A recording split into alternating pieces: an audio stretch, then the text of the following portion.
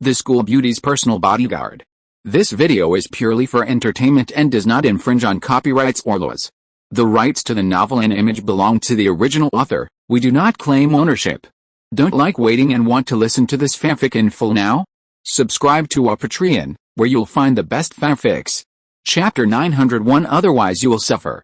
Oh, I'll get some now. Chen Yushu, also concerned about Lin Yi's injuries, stood up, picked up the mineral water bottle she'd been using, and went to get some water. Let General Mighty accompany you. He'll find it and keep you safe, Lin Yi said. Okay. Chen Yushu quickly ran out of the cave and went with General Mighty to get some water. What should I do now? Chu Mengyao had never experienced anything like this before and didn't know what to do. With Chen Yushu gone, she felt somewhat helpless. There's a dagger on the side of my shoe. Take it out, open the wound on my leg, and remove the bullet. Lin Yi was completely exhausted. It was a miracle he could still speak without fainting. Okay, Chu Mengyao didn't hesitate. She leaned over and found the dagger on the side of Lin Yi's shoe. She took a look at the gunshot wound on Lin Yi's leg. What should we do? Chu Mengyao asked. Open the wound and remove the bullet, Lin Yi said. How do I cut? Chu Mengyao felt like she had no idea where to start. It's up to you, cut however is convenient, Lin Yi said. Will it hurt you? Chu Mengyao was a little hesitant to do it. Yes, but if you don't cut, I might die from the poison, Lin Yi frowned. I don't know what kind of poison Zhen Yingjin made. It has an inhibitory effect on the human nervous system. If it is not taken out, I'm afraid there will be problems. Lin Yi was afraid that after the poison took effect, he would directly fall into coma instead of entering the jade pendant space. The coma caused by physical overdraft is different from the coma caused by poisoning. Lin Yi didn't dare to take the risk. Oh. When Chu Mengyao heard that Lin Yi would die if the bullet was not taken out, she was so scared that she didn't care about anything else. She gritted her teeth, took the dagger in her hand, and tremblingly cut the wound on Lin Yi's leg. Miss, you have to be stronger and more ruthless. You are playing Ling Chi now. Lin Yi looked at Chu Mengyao cutting herself bit by bit, and was suddenly speechless. You are using the 10 cruel tortures of the Qin dynasty. Ah, Chu Mengyao's face suddenly turned red, and she nodded. The strength in her hand finally increased a little, but it was more of a test.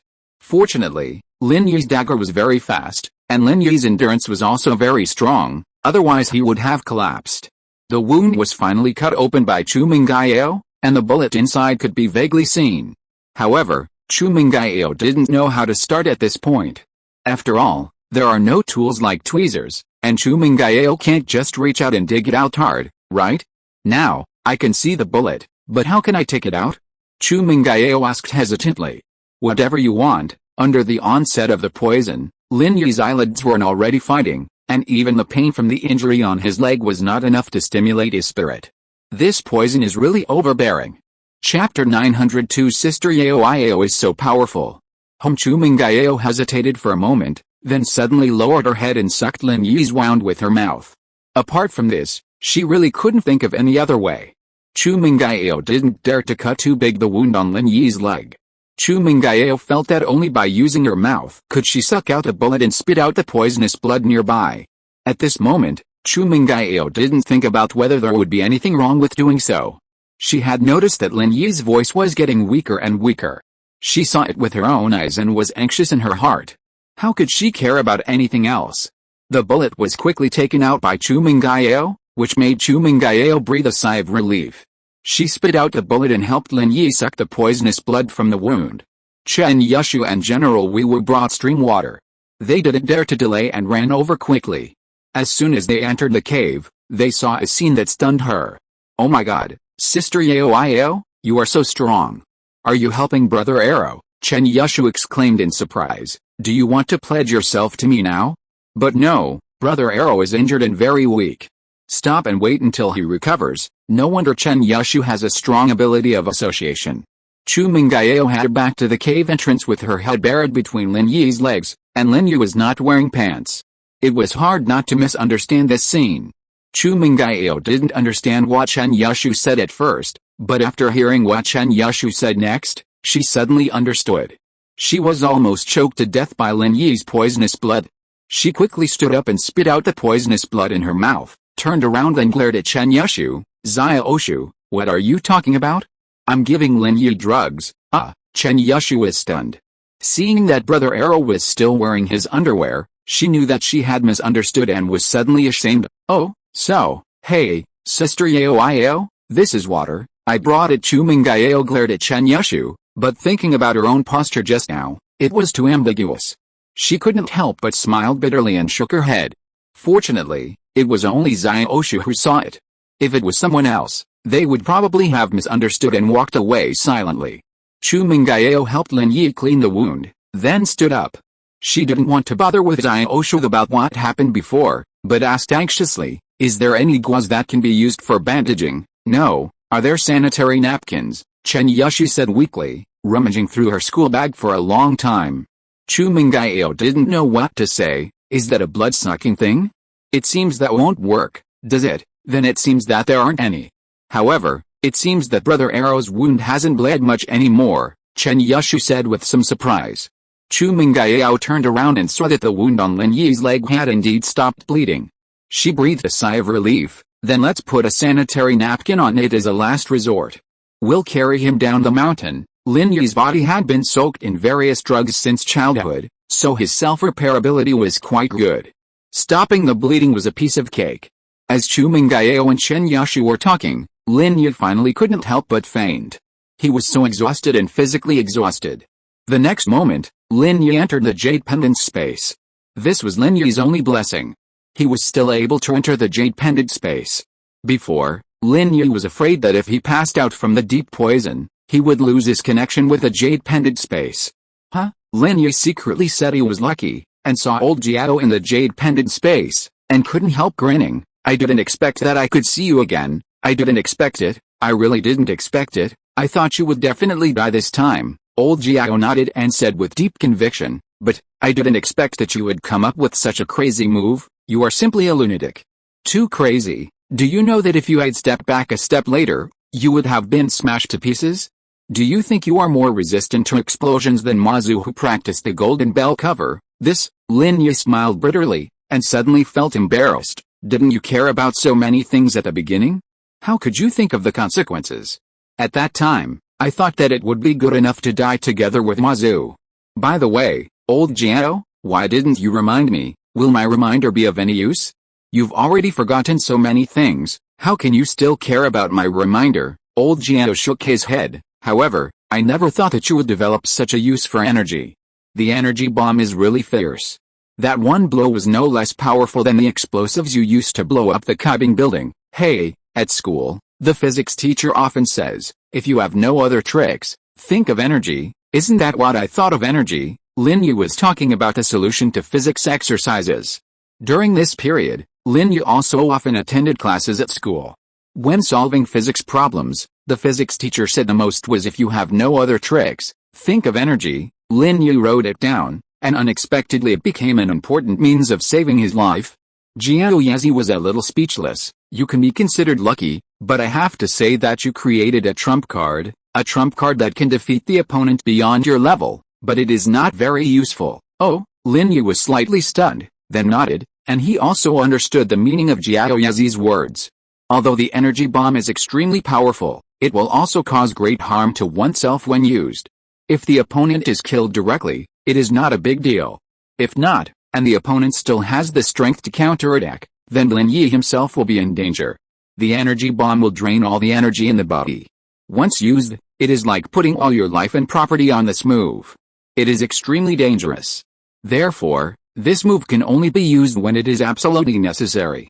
Just like today, although Mazu was seriously injured by the explosion, he still had the strength to attack Lin Yi. If he had not been scared by Lin Yi at the time and continued to attack, then Lin Yi might have died here today. However, Lin Yi was still able to stand up at that time. Although he looked embarrassed, he showed no signs of serious injury. This made Mazu inexplicably horrified. He was afraid that if Lin Yi used such a powerful killing move again, he would really be wiped out. Indeed, this move cannot be used casually, otherwise it would be really dangerous. Lin Yi nodded. Okay, take a look at your own injuries, Jiao Yazi said to Lin Yi. Lin Yi sat cross-legged and silently practiced the Xuanyuan Yulong Jue. His body really needed to replenish energy. The energy in the jade pendant space quickly rushed into Lin Yi's body. The feeling of being filled with energy was really comfortable. Lin Yi couldn't help but groan with pleasure, enjoying the infusion of energy. But the next moment, an expression of incomparable horror appeared on Lin Yi's face. If you're listening to this novel on a channel other than Fanfic World, it means they downloaded and uploaded it without effort. We cordially invite you to visit our channel, Mundo Fanfic Novelis. There you'll find the original version of this story and you can explore many other novels of various genres. We're waiting for you to immerse yourself in a world of incredible novels. Chapter 903, Unwilling. Although the energy was quickly absorbed into Lin Yi's body, it couldn't stay there. The energy entered Lin Yi's body through this pore and exited through that pore, simply traveling through Lin Yi's body for a circle before returning to the jade pendant space. What's going on? Lin Yi was suddenly shocked and quickly stopped the Xuanyuan Yulong Jue to check his body. Something was wrong. Although he was seriously injured this time, the injury he suffered after being beaten by Zhu Bo was not much less serious than this time. What's wrong? Jiao Yezi also noticed that something was wrong with Lin Yi and asked hurriedly. Old Jiao, the energy seems to be unable to be absorbed by my body. I can't convert the energy in the jade pendant space into my own energy. Lin Yi widened his eyes. My body is like a sieve. The energy enters from this side and goes out from the other side. Oh, Jiao Yezi was startled and frowned. Now you run the Xuanyuan Yulong Jue mental formula. Let me take a look. Although Lin Yi was anxious, he nodded quickly and started to use the Xuanyuan Yulong Jue again. The energy in the jade pendant space was instantly mobilized and rushed into Lin Yi's body frantically. However, a strange thing happened again. After entering Lin Yi's body, the energy turned around and slipped away from Lin Yi's body. It was indeed as Lin Yi described. His body was like a sieve. The energy just passed through him. Strange. So strange, Jiao Yezi's eyes widened, staring at Lin Yi in disbelief. It's so strange that the energy can't be retained within the body. 10 minutes later, Lin Yi dejectedly stopped practicing the Xuanyuan Yulong Jue, his expression turning grim. Master Jiao, I still can't convert the energy for my own use. I can clearly feel the energy draining from my body. Jiao Yezi said, lost in thought. Wait, let me think about it, Jiao Yezi said, walking over to check on Lin Yi. How is it? Lin Yi waited a moment, but when Jiao Yezi didn't respond, he asked anxiously. After a moment, Jiao Yezi shook his head with some regret. Ziai, I've noticed something wrong, and based on my guess, I'm afraid this is why you can't absorb and convert the energy. What's the reason? Lin Yi asked anxiously. I'll tell you the reason. Don't be sad. I hope you can hold on, Master Jiao sighed. What do you mean? Lin Yi was stunned at first, but then he immediately understood what Jiao Yezi meant. Jiao Yezi meant that although he had found the reason why he could not absorb and transform energy, he had not found a solution. Lin Yi's heart sank, but then he smiled bitterly. It was good to have a reason. As long as there was a reason, there would be no worries about slowly finding a solution. So he said, Old Jiao, tell me, I'm not that fragile and can't bear the blow. I thought about dying together before, but now I just can't absorb and transform energy. Then I'll tell you. Jiao Yezi's expression became serious. Your meridians have been completely broken by the backlash of your own energy bomb. It can be said that you are now a useless person. The meridians of an internal master are all broken, and they are no different from ordinary people. They can no longer use true energy. Lin Yi was startled and hurriedly checked his injuries. Before, Lin Yi was in a hurry to come to the jade pendant space to practice, and he didn't check his injuries too carefully. Because at that time Lin Yi was very sure that no matter how serious his injuries were, they could be repaired in the jade pendant space. It was like a mighty general, whose entire internal organs and meridians were about to be shattered by Yukon, but Lin Yi could still revive them with the energy in his body. So Lin Yi thought that as long as he could survive, it would be fine, but he did not have time to carefully examine the abnormalities in his body.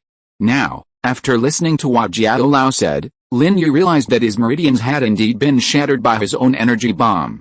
That's not right. Lin Yi suddenly looked up in some surprise, looking at Jiao Lao Dao. When I fought with Zhu Bo before, I was also seriously injured. Many meridians in my body were broken. Although not all of them were broken, they can still be repaired with my energy. Right, that's right. You also said that although not all of them were broken, your situation now is that all of them are broken. Jiao Yezi shook his head. How can partial breakage be the same as complete breakage? As long as there are still some unbroken meridians, you can still run the Xuanyuan Yulong Jue and rely on these unbroken meridians to convert energy to repair other damaged meridians. But now, your meridians are all broken. How are you going to repair them? Lin Yi was speechless. What Jiao Yazi said was not wrong. His situation was like dominoes. As long as one of them was pushed down, it would cause a chain reaction. But if one card was not pushed down, then all the cards would not fall. In other words, if one of his meridians was repaired, he could slowly run the Xuanyuan Yulong Jue to repair the other meridians, but now that none of them could be repaired, then the other meridians would not be able to be repaired either. Your mistake was using that energy bomb. You used up all the energy in your body. If there was still some left, even if only a third remained in the body, it could repair a damaged meridian. Jiao Yazi shook his head and said, but you didn't leave even a trace of energy. There's nothing I can do, huh? Lin Yi didn't know what to say. Even Jiao Yazi couldn't do anything. If he said he was powerless, then he really was powerless. He saved his life, but lost his strength. I don't know if this is a blessing or a curse. Lin Yi was unwilling to accept this. From the peak strength of the early Zhuan stage, he suddenly fell to the point of having no strength now. This gap made Lin Yi extremely frustrated. Gritting his teeth, Lin Yi silently activated the Xuanyuan Yulong Jue again. This time, he didn't stop for hours. Lin Yi let the energy flow through his body, but continued to practice regardless. Jiao Yazi looked at Lin Yi with a determined face and shook his head, but did not say anything to dissuade him. He knew full well that no one would give up so easily, so he allowed Lin Yi to experiment. Under these circumstances, he would not give up unless Lin Yi gave up on his own. 1 hour, 2 hours, 3 hours. Time passed, and Lin Yi continued to practice endlessly. He refused to accept that his strength would be gone just like that. Chapter 904 Life is full of adventures. Master Jiao. Master Jiao, Lin Yi, who was practicing, suddenly cried out in surprise. Master Jiao, I succeeded. Oh, Jiao Yazi was stunned. Success. Yes, I found that the energy passing through my body is not completely useless. There is still a very small part of it left, slowly repairing my injured body, Lin Yi said excitedly. Although the area of repair is very small, I can still feel it. Well, you are talking about this. Jiao Yazi touched his chin, and he really couldn't bear to hit Lin Yi. However, he hesitated for a moment. There are still some things he wanted to say. You are right, since you are running the Xuanyuan Yulong Jue, then it is a process of energy absorption and transformation. Although your meridians are damaged, they are not completely functional, so you can still transform a small part of energy, but this is just a drop in the bucket before. Oh? That means, if I continue to practice like this, it is possible to recover my strength. Lin Yi was overjoyed when he heard Jiao Yazi's words. He did not hear Jiao Yazi's hidden meaning. Yes, it is possible, Jiao Yazi nodded. In about 100 years, you will be able to repair 1/3 of the meridians. Huh? Lin Yi was shocked by Jiao Yazi's words. 100 years? It will take 1/3 to repair. Well, if you practice day and night, you will be able to repair 1/3 in about 30,000 days, and you will be able to repair a whole meridian in about 100,000 days. At that time, you will be able to repair all your meridians very quickly. Jiao Yazi counted on his fingers for Lin Yi. Lin Yi was speechless for a moment, but, I don't think it's that slow. Judging from the speed of repairing my physical injuries, it will only take a few days to repair the injuries on my body. That's right, Jiao Yazi nodded. As a matter of course, external masters practice the body, and internal masters practice the meridians. You don't have the body of an external master. Your body is just a little stronger than ordinary people, so it will naturally repair faster, but the meridians, Lin Yi suddenly realized that this was the reason. It seems that he was really surprised in vain. Huh? Lin Yi gave up trying dejectedly and sat on the floor of the jade-pendant space. Master Jiao, is there really no other way? If I weren't a ghost, I might give it a try. If the master were here, he could help you, Jiao Yazi said. What you said is unrealistic. Is there no more practical way? Lin Yi asked with a wry smile. Yes, the more practical way is to practice external martial arts, Jiao Yazi said. Look, that Ma Zhu, he's quite impressive even after practicing external martial arts. If you didn't have the ultimate killer energy bomb, you would be dead. Oh, Lin Yi blinked. You want me to practice the golden bell cover? That's the easiest way I can think of for you to regain your strength, Jiao Yazi nodded. Lin Yi remained silent, pondering for a long moment before finally nodding and saying, "Perhaps, you're right. This is the only way. It's good that you can think positively. In fact, all roads lead to Rome. Perhaps, when you open the second stone door of the cave, you'll find something unexpected," Jiao Yezi said. "Yet, why didn't I think of that?" Lin Yi's eyes lit up. His own path of cultivation was different from that of external martial artists, but also different from that of ordinary internal martial artists. He practiced the Xuanyuan Yulong Jue, a very rare martial art. If there was a way to repair the meridians behind the second stone door, who knows? Life is full of adventures. When you reach the mountain, there will always be a way out. When you reach the bridge, you will find your way out, Jiao Yezi said. When you are in despair, maybe there will be a new hope, Lin Yi nodded. In that case, I still need to heal my injuries first before I think about other things. Xiao Shu, can you be a little steady? How are you carrying me? If you keep carrying me like this, your arrow brother will be shaken to death. Chu Mengyao and Chen Yashu carried Lin Yi down the mountain. The two girls treated Lin Yi's injuries and did not dare to stay on the mountain any longer. They were afraid that Zhen Yingzhen's men would come back and kill him. That would not only put Lin Yi in danger, but also themselves. Zhen Yingzhen's men took away Lin Yi's phone, and Chu Mengyao found Lin Yi's phone in his pocket. It was so broken that it was completely unusable. Even half of the flip phone was gone. Unable to call for help, and worried about Lin Yi's injuries, they carried him down the mountain one by one.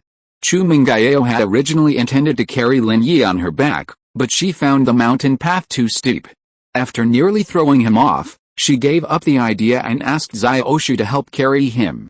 Chu Mengyao held Lin Yi's feet, lifting his legs in front, while Chen Yashu supported him under his arms and held his arms from behind. The two of them, one in front and one behind, carefully made their way down the mountain. Even descending this steep mountain alone would be dangerous and prone to falling, let alone two people carrying a wounded person. Oh, okay, Chen Yashu, also a first-time lifter, was learning her technique. It was impossible to become proficient in it all at once. She tightened her grip, pressing Lin Yi's head against her abdomen, trying to prevent him from moving. "Are you trying to suffocate him? Your breasts are so big, you're going to suffocate his head," Chu Mengyao said, glaring at Chen Yashu in silence. What should I do? It's grown so big, and I can't cut it off. It will hurt so much." Chen Yashu wanted to take Lin Yi's head from under her chest, but she was afraid that Lin Yi would fall. She said helplessly, "Sister Yao, how about you take the back? Your chest is small, it won't suffocate him to death." Chu Mengyao was almost furious at Chen Yashu's words. "What do you mean my chest is small? Mine is just the right size, okay? Who is a big cow like you?" Chu Mengyao snorted and retorted, "You keep carrying it. You're too short to walk in front." Chen Yusha was not annoyed. She knew that she was not as tall as Chu Mengyao, and said with a smile, "Okay." Chu Mengyao took 2 steps, her feet slipped, she staggered and lost her balance, and her whole body leaned forward. But she was afraid of falling on Lin Yi, so she didn't dare to let go of Lin Yi and grab the branches on the side of the path with her hands. Instead, she subconsciously raised her hands high, and with a thump, Chu Mengyao knelt on the ground. Chapter 905: A Difficult Journey. "Sister Yao, how are you?" Although Chen Yashu was joking with Chu Mengyao, she was really concerned about her in her heart. Seeing her fall, she was startled and asked hurriedly. Hiss, Chu Mengyao was in so much pain that tears were about to fall. When had she ever suffered such an injury? It was hot and she was wearing less. She knelt directly on the hard stone road, and her knees turned purple. But Chu Mengyao didn't care about so much at the moment. She gritted her teeth and slowly stood up, but her hands still held Lin Yi's legs firmly, for fear that she would fall. After standing up, Chu Mengyao shook her head with a tearful face. "I'm fine, let's go." Chen Yashu nodded. She knew that Sister Yao must be in pain and she must be enduring it, but at this moment, she didn't know what to say. Should she ask Sister Yao to put Lin Yi down and rest for a while? That was definitely not possible. The two stumbled down the mountain. Chu Mengyao lost count of how many times she fell to her knees, and Chen Yashu fell flat on her face, but it felt like her bottoms were about to be broken into pieces. Their arms were scratched by branches and rocks, but they were oblivious. When they finally reached the foot of the mountain, they breathed a sigh of relief, as if they had accomplished a great task. and smiled at each other. They were both worried about the same man, but there was no jealousy or envy. It was as if their hearts had grown closer. Fortunately, Lin Yi hadn't removed the car keys before going up the mountain. He had kept them as a precaution, making it easier for him to escape. At the foot of the mountain, no one would steal the car. This was convenient for Chu Mengyao and Chen Yushu. Otherwise, the car keys would probably have been shattered if they had been on Lin Yi. Chu Mengyao and Chen Yushu carefully placed Lin Yi in the back seat of the Beetle and drove home in a hurry. They didn't go to the hospital, but went straight home. They knew that Lin Yi never went to the hospital after being injured, but recovered on his own. This time, before Lin Yi fell into coma, he didn't ask them to take him to the hospital. Chu Pengzhan paced anxiously in the villa. He called Lin Yi, but the phone was turned off. He called his daughter and Xiaoshu, but the phones were still turned off. The kidnappers couldn't be contacted again. He didn't know what was happening to Lin Yi, his daughter, and Xiaoshu. Did Lin Yi pick up his daughter and Xiaoshu? Did the kidnappers keep their promise and let them come back together? Why was Lin Yi's phone also turned off? Uncle Fu was injured, and Chu Pengzhan didn't even have anyone to talk to. He couldn't call the police, so he could only wait anxiously in the villa for Lin Yi's return. Ding ding! Suddenly, the sound of a car came from outside the villa. Chu Pengzhan was startled and quickly ran out of the villa, only to see Chen Yushu's yellow beetle coming back. Zai! Chu Pengzhan shouted subconsciously, but after shouting, he found that the person in the driver's seat of the car was not Lin Yi, but his daughter Chu Mengyao. Daddy Chu Mengyao was gritting her teeth and persisting all the way. Her knees were aching and she could hardly step on the accelerator, but she was still persisting. She had to persist. Lin Yi fell down, and she had to take on the responsibility of being a sister. On the other hand, Xiaoshu was even more miserable than her. Chu Mengyao fell on her knees, and Chen Yushu fell on her buttocks. She didn't even dare to sit on the seat, and lay on her side all the way. It was very uncomfortable. However, when she saw Chu Pengzhan at this moment, Chu Mengyao couldn't hold on anymore. Tears burst out of her eyes. There was grievance, pain, and more of worry about Lin Yi. But fortunately, they arrived home safely, and Lin Yi did not die. Chu Mengyao got out of the car. She was a little unsteady on her feet. She didn't know how she had managed to hold on all the way. There was no accident. She threw herself into Chu Pengzhan's arms. Daddy, I'm so scared. Okay, I'm glad you're back. Chu Pengzhan was very relieved to see his daughter. However, he didn't see Lin Yi, and felt a little strange. Yao, where's Zai? In the back of the car, he was injured. He was injured to save Xiaoshu and me. Chu Mengyao cried very sadly. Daddy, Lin Yi almost died just now. You know, he risked his life to save us. Chu Pengzhan was shocked. Then why are you going home? Why don't you send him to the hospital? Brother Arrow always recuperates on his own when he is injured. He didn't let us take him to the hospital, Chen Yushu explained as she got out of the car, covering her butt. Is that so? Chu Pengzhan thought about the time when Uncle Fu was injured. Weren't the doctors in the hospital helpless? It seemed that Lin Yi had his own way. Chu Pengzhan didn't say anything more. Instead, he opened the car door, picked up Lin Yi himself, and carried him into the villa. Lin Yi was placed on the bed in his own room. Chu Mengyao and Chen Yushu had changed into pajamas and came down. One of the girls had a bruise on her butt and the other had a purple knee. One didn't dare to stand, and the other didn't dare to sit, but both of them stayed by Lin Yi's bed at the same time. Chu Pengzhan sighed. These two children had never suffered any hardship since they were young, but now they just applied a little safflower oil and didn't even rest, but gritted their teeth to accompany Lin Yi. This made Chu Pengzhan very happy. They had finally grown up without realizing it. They were no longer carefree little girls. Is it really not necessary to send Zai to the hospital? Although Chu Pengzhan saw that Lin Yi's complexion had improved significantly, he still asked with some concern. No need.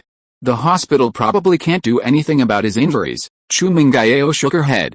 She firmly believed that Lin Yi would be able to heal his wounds, even though he seemed asleep at the moment. Chu Pengzhan nodded. I'll go to the company police station first to deal with the aftermath.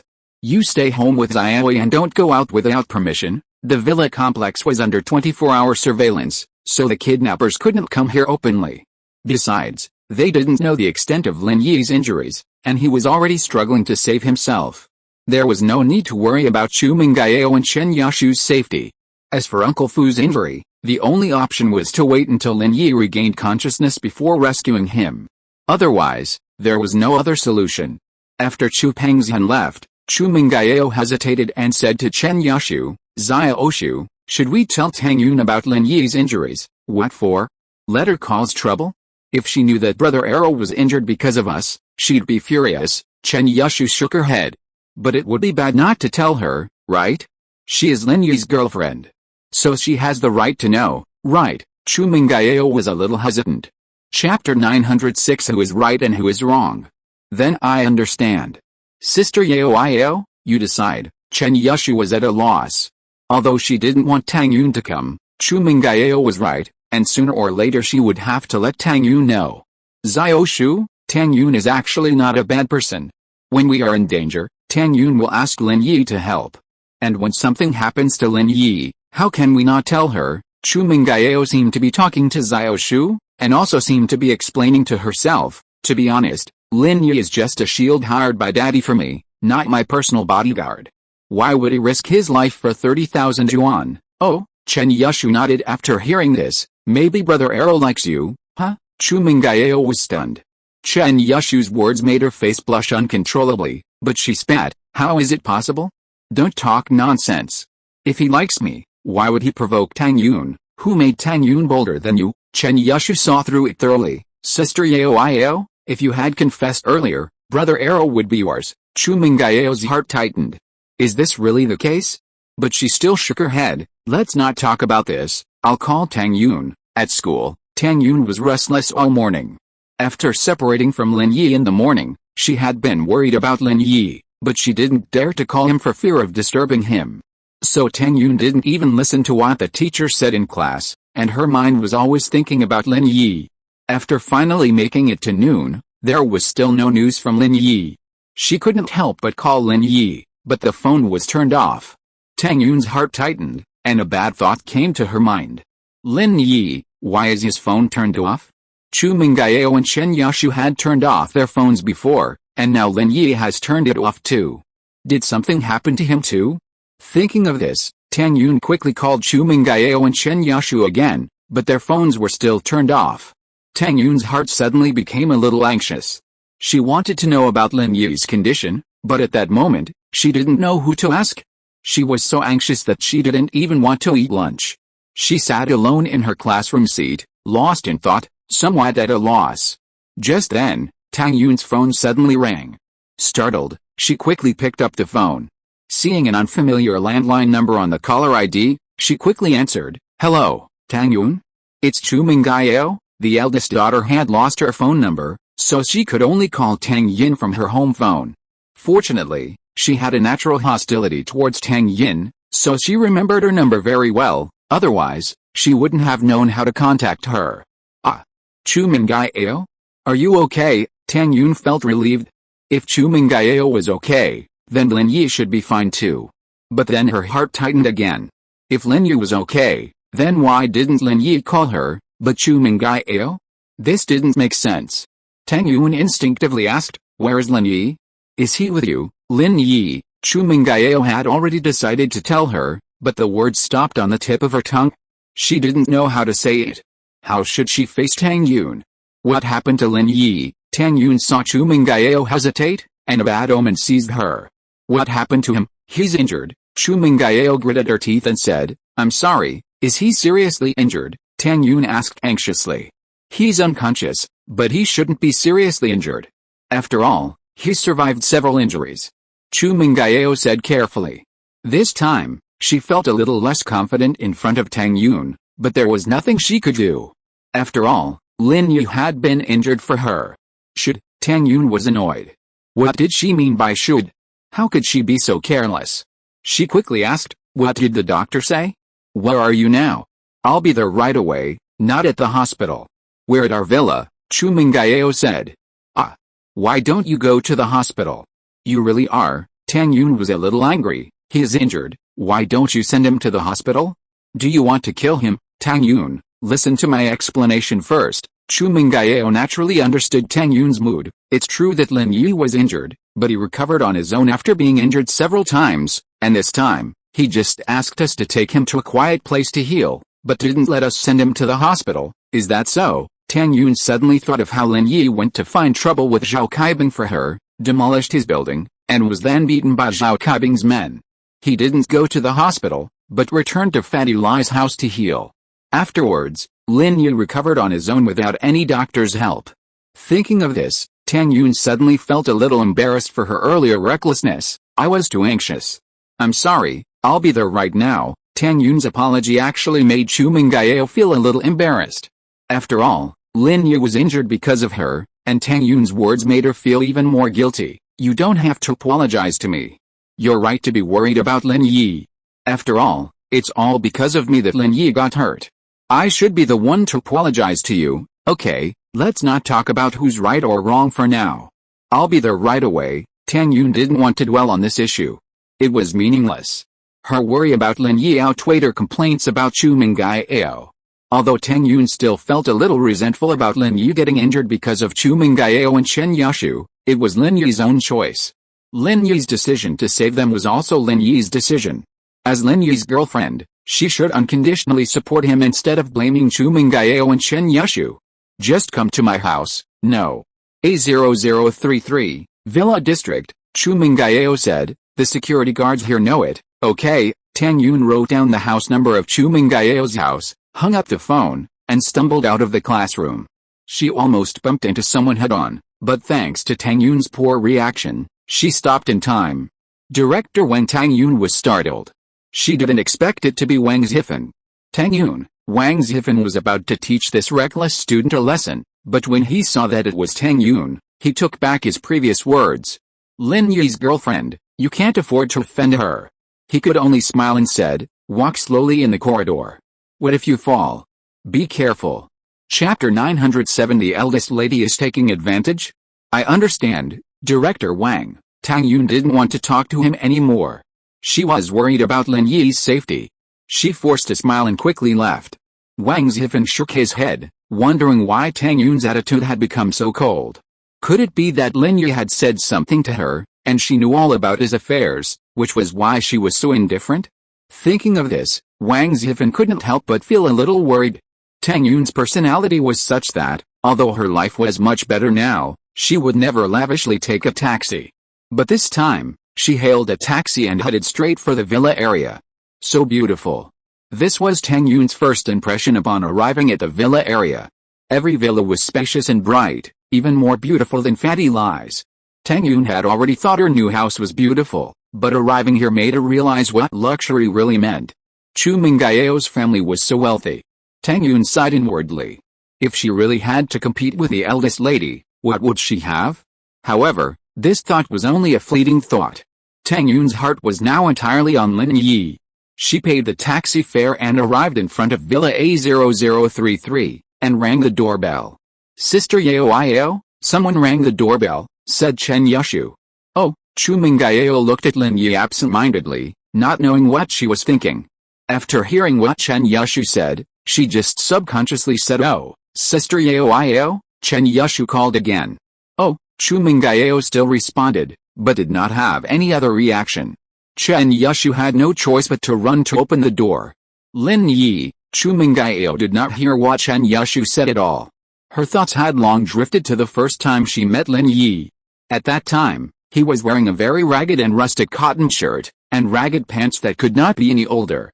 Chu Mengyao, who was not good at communicating with strangers, naturally rejected Lin Yi, a somewhat sloppy stranger, from the bottom of her heart. However, after Lin Yi showered and changed, Chu Mengyao had to admit that he was still quite energetic. At least a boy like that would be popular with women. But Chu Mengyao just wasn't too impressed. How could she possibly adapt to a stranger suddenly appearing in their villa? After a big fight with her dad, Chu Mengyao had to accept Lin Yi's presence. However, due to her instinctive aversion and wariness towards strangers, she didn't treat him well. Fearing Lin Yi might do something inappropriate, Chu Mengyao called her best friend Xiao Shu to live with her in the villa. With Lin Yi's arrival, conflicts arose. After drinking a soda stained with Lin Yi's saliva, Chu Mengyao nearly lost her mind. Had she indirectly kissed this bastard? Chu Mengyao was disgusted and wanted to kick him out of the villa. But now? She felt heartbroken for him, cried for him, and gave up her shyness and reserve for him. Why? When did this change begin? Was it the first time he saved her? Or did she just naturally accept him after being together for so long? Chu Mengyao didn't know. She really didn't know. She didn't know why, but she didn't hate him anymore. On the contrary, she developed a kind of dependence on him, treating him as a member of the villa, her own family. With him around, she felt very safe and secure. For fear of losing Lin Yi, the eldest lady was jealous of another beautiful girl for the first time, saying things that even she herself was embarrassed about. Just today, when Lin Yi told them to learn to take care of themselves, Chu Mengyao's heart felt like it was torn apart. It was a heart-wrenching pain like losing a loved one, just like when she saw the mighty general being injured by Yukon, or even worse. She didn't know what position Lin Yi held in her heart. Was he a family member? A relative? A friend? Or just a follower? Or maybe she didn't know at all? She really didn't know.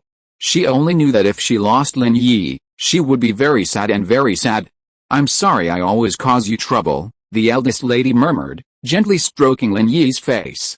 Chen Yushu ran to the villa's entrance and, seeing that it was indeed Tang Yun, opened the door, though she didn't know what to say. "How's Lin Yi?" Tang Yun asked anxiously. "Still the same," Chen Yushu let Tang Yun in, saying, "You'll see for yourself later. Anyway, I think Brother Arrow should be fine. He's very capable." Tang Yun frowned, thinking, what's the point of thinking that? "You're not a fortune teller, over there, that's Brother Arrow's room," Chen Yushu said, pointing to Lin Yi's room. Tang Yun glanced around the first floor of the villa and casually asked, "Where are you staying?" "Upstairs," Chen Yushu said, unconsciously. "Oh, haha," Tang Yun breathed a sigh of relief. "Oh, no, that's the guest room downstairs.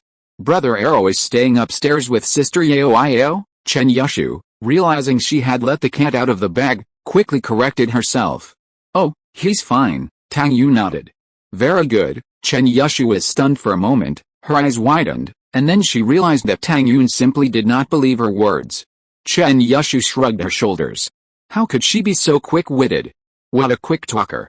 She had finally managed to deceive Tang Yun, saying that Sister Yao and Brother Arrow were taking a shower, but now the lie was exposed. Tang Yun entered Lin Yi's room, and the first person she saw was Chu Mengyao sitting on the edge of the bed. She seemed unaware that someone had come, and her right hand was on Lin Yi's cheek, which made Tang Yun frown subconsciously, feeling a little uncomfortable. Tang Yun had already calmed down, and she didn't come here to quarrel with the big and small families. She just wanted to watch over Lin Yi and see if he was okay. However, Chu Mengyao couldn't be so shameless. "Lin Yi fainted, and you can't take advantage of him, right?" "Ahem," Tang Yun coughed twice. "Men and women should not touch each other. Please respect yourself, young lady." Chu Mengyao had not realized that Tang Yun was coming before, and was startled by the sudden voice.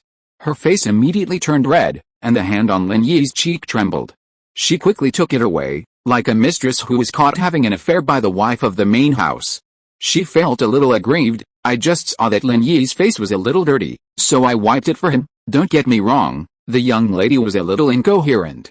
Chapter 908 Crow Mouth. Tang Yun naturally didn't quite believe Chu Mengyao's words. She glanced at her suspiciously, trying to discern some clue. "Oh, Sister Yao, why are you saying that?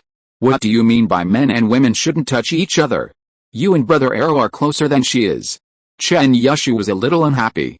"Zia Oshu, stop talking nonsense." Chu Mengyao glared at Chen Yushu, not wanting her to continue.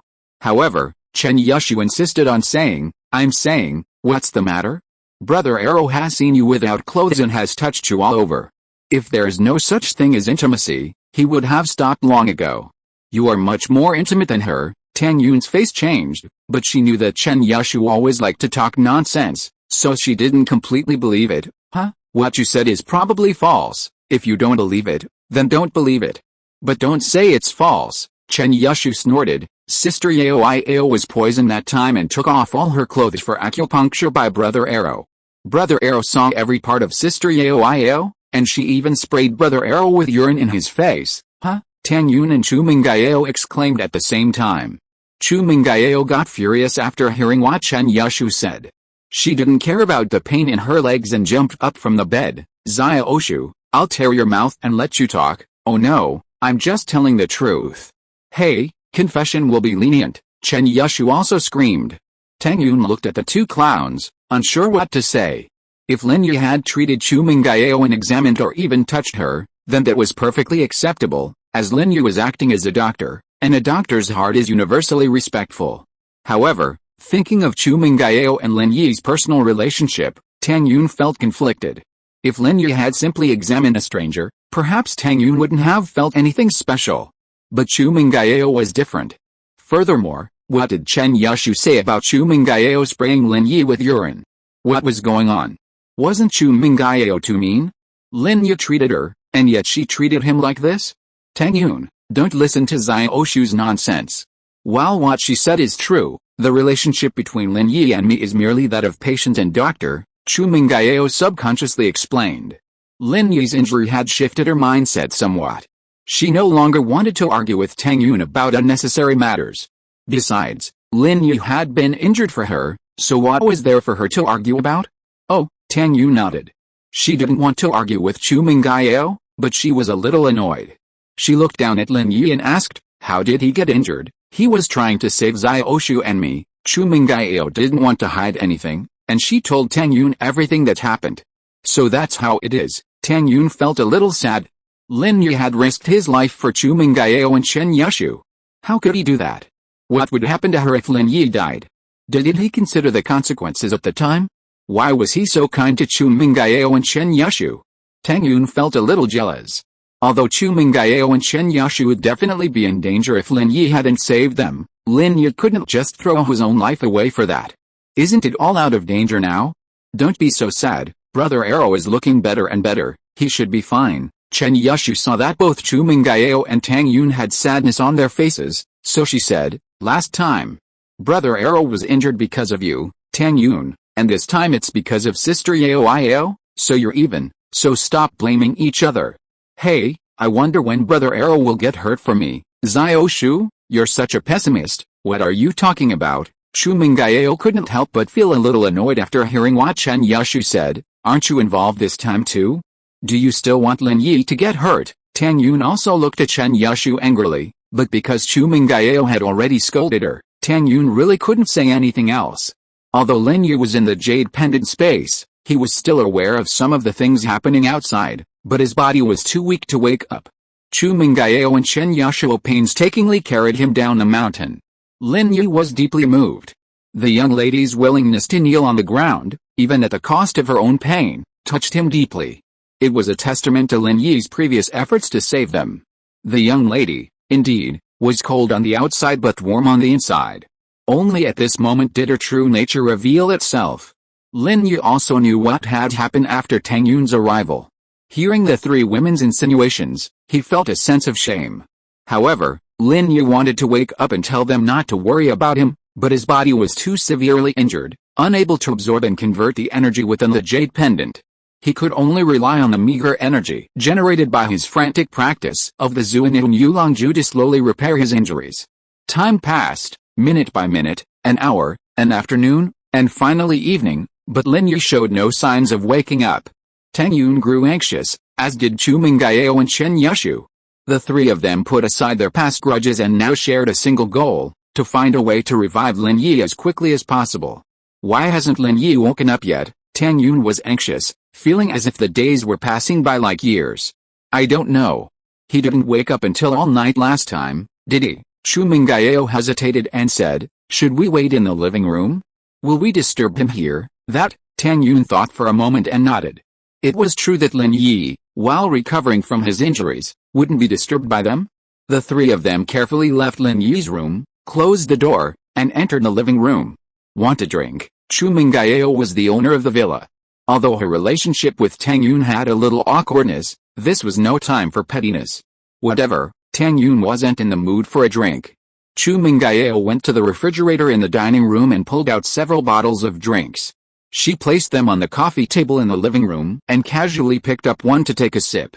She hadn't had a drop of water since morning, but she had cried several times and was almost dehydrated.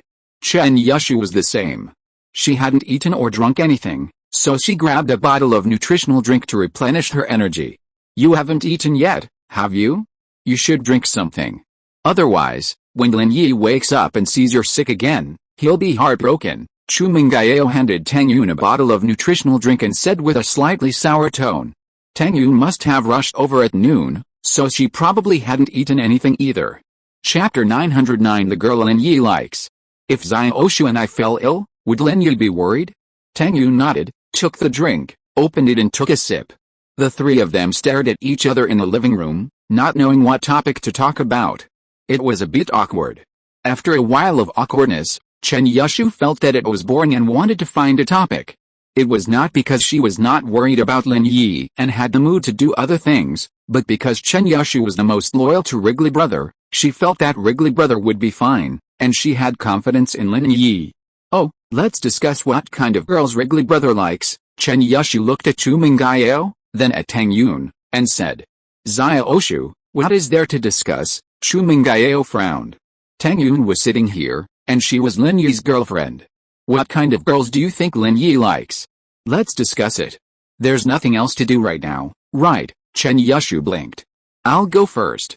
I think Brother Arrow definitely likes pretty, gentle girls with good family backgrounds. What do you think? How should I know? Chu Mengyao said helplessly, seeing Chen Yushu looking at her. Tang Yun, what do you think? Chen Yushu looked at Tang Yun again. This was actually directed at Tang Yun.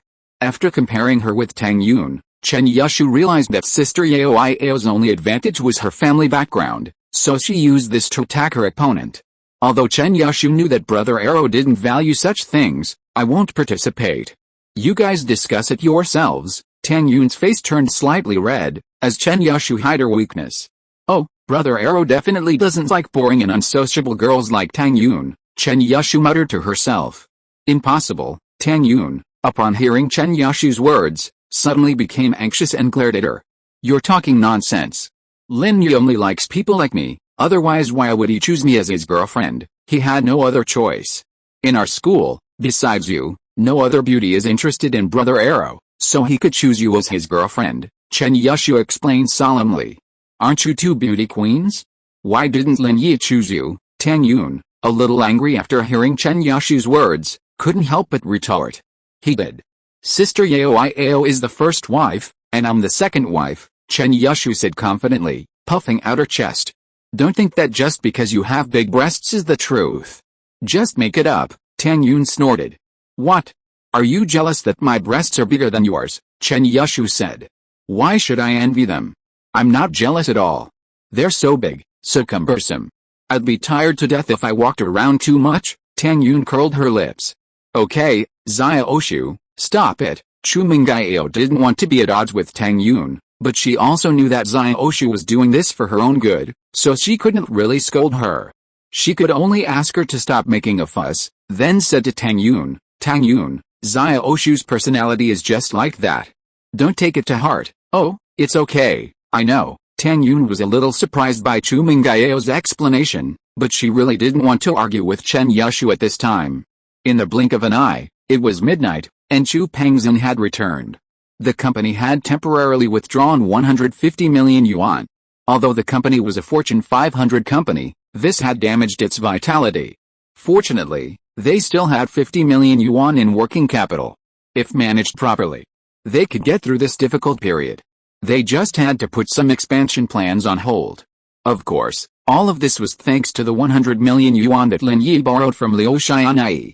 Without it, Pengzhan Group would probably be in dire straits. How is Yi? Chu Pengzhan saw the light in the villa, so he took the key to open the door and came in. But when he saw Tang Yun on the sofa, he was slightly stunned. This was the first time he saw Tang Yun. Tang Yun met Chu Pengzhan, the legendary chairman of Pengzhan Group and a director of the school. When she enrolled in the school, she had only seen Chu Pengzhan speaking on the podium. At that time, Tang Yun was just one of the thousands of students in the audience, but now, meeting Chu Pengzhan at such a close distance, Tang Yun couldn't help but feel a little nervous. However, after all, Tang Yun had met some important figures. Fatty Lai, Guan Zumin, and even Liu Xianyi were all known to Tang Yun. So although she was nervous at this time, she was not restrained. She stood up politely and introduced herself to Chu Pengzhan. "Hello Uncle Chu, my name is Tang Yun, I'm Lin Yi's girlfriend, and a student at number 1 middle school. I met you at the opening ceremony." "Oh, you are Tang Yun, hello." Chu Pengzhan had heard Uncle Fu talk about Tang Yun, but he had never met her in person. Seeing Tang Yun at this time, his eyes lit up. What a pretty girl, no worse than his own daughter. No wonder Xiaoyu likes her. Lin Yi is still in a coma, and we didn't dare to disturb him, so we waited in the living room, Chu Mengyao said to Chu Pengzhan. "Is that so?" Chu Pengzhan sighed. "What about Li Fu? How is he? Is he okay?" Uncle Fu's condition is still the same as before. "I dare not act rashly until Lin Yi wakes up." Chu Mengyao shook her head. Both Lin Yi and Uncle Fu had collapsed. Two of the closest people in her life had collapsed, which made Chu Mengyao very depressed. "Well, it seems we can only wait for Lin Yi to wake up," Chu Pengzhan said. "You didn't eat anything tonight? Are you hungry?" Chu Pengzhan remembered that Uncle Fu usually brought meals to his daughter. Even if Uncle Fu didn't come, Lin Yi would cook. But now, with Lin Yi and Uncle Fu lying in bed, his daughter probably didn't eat. "No, I don't want to eat." Chu Mengyao shook her head and looked at Tang Yun and Chen Yushu. "What about you?" Tang Yun and Chen Yushu didn't have much appetite to eat.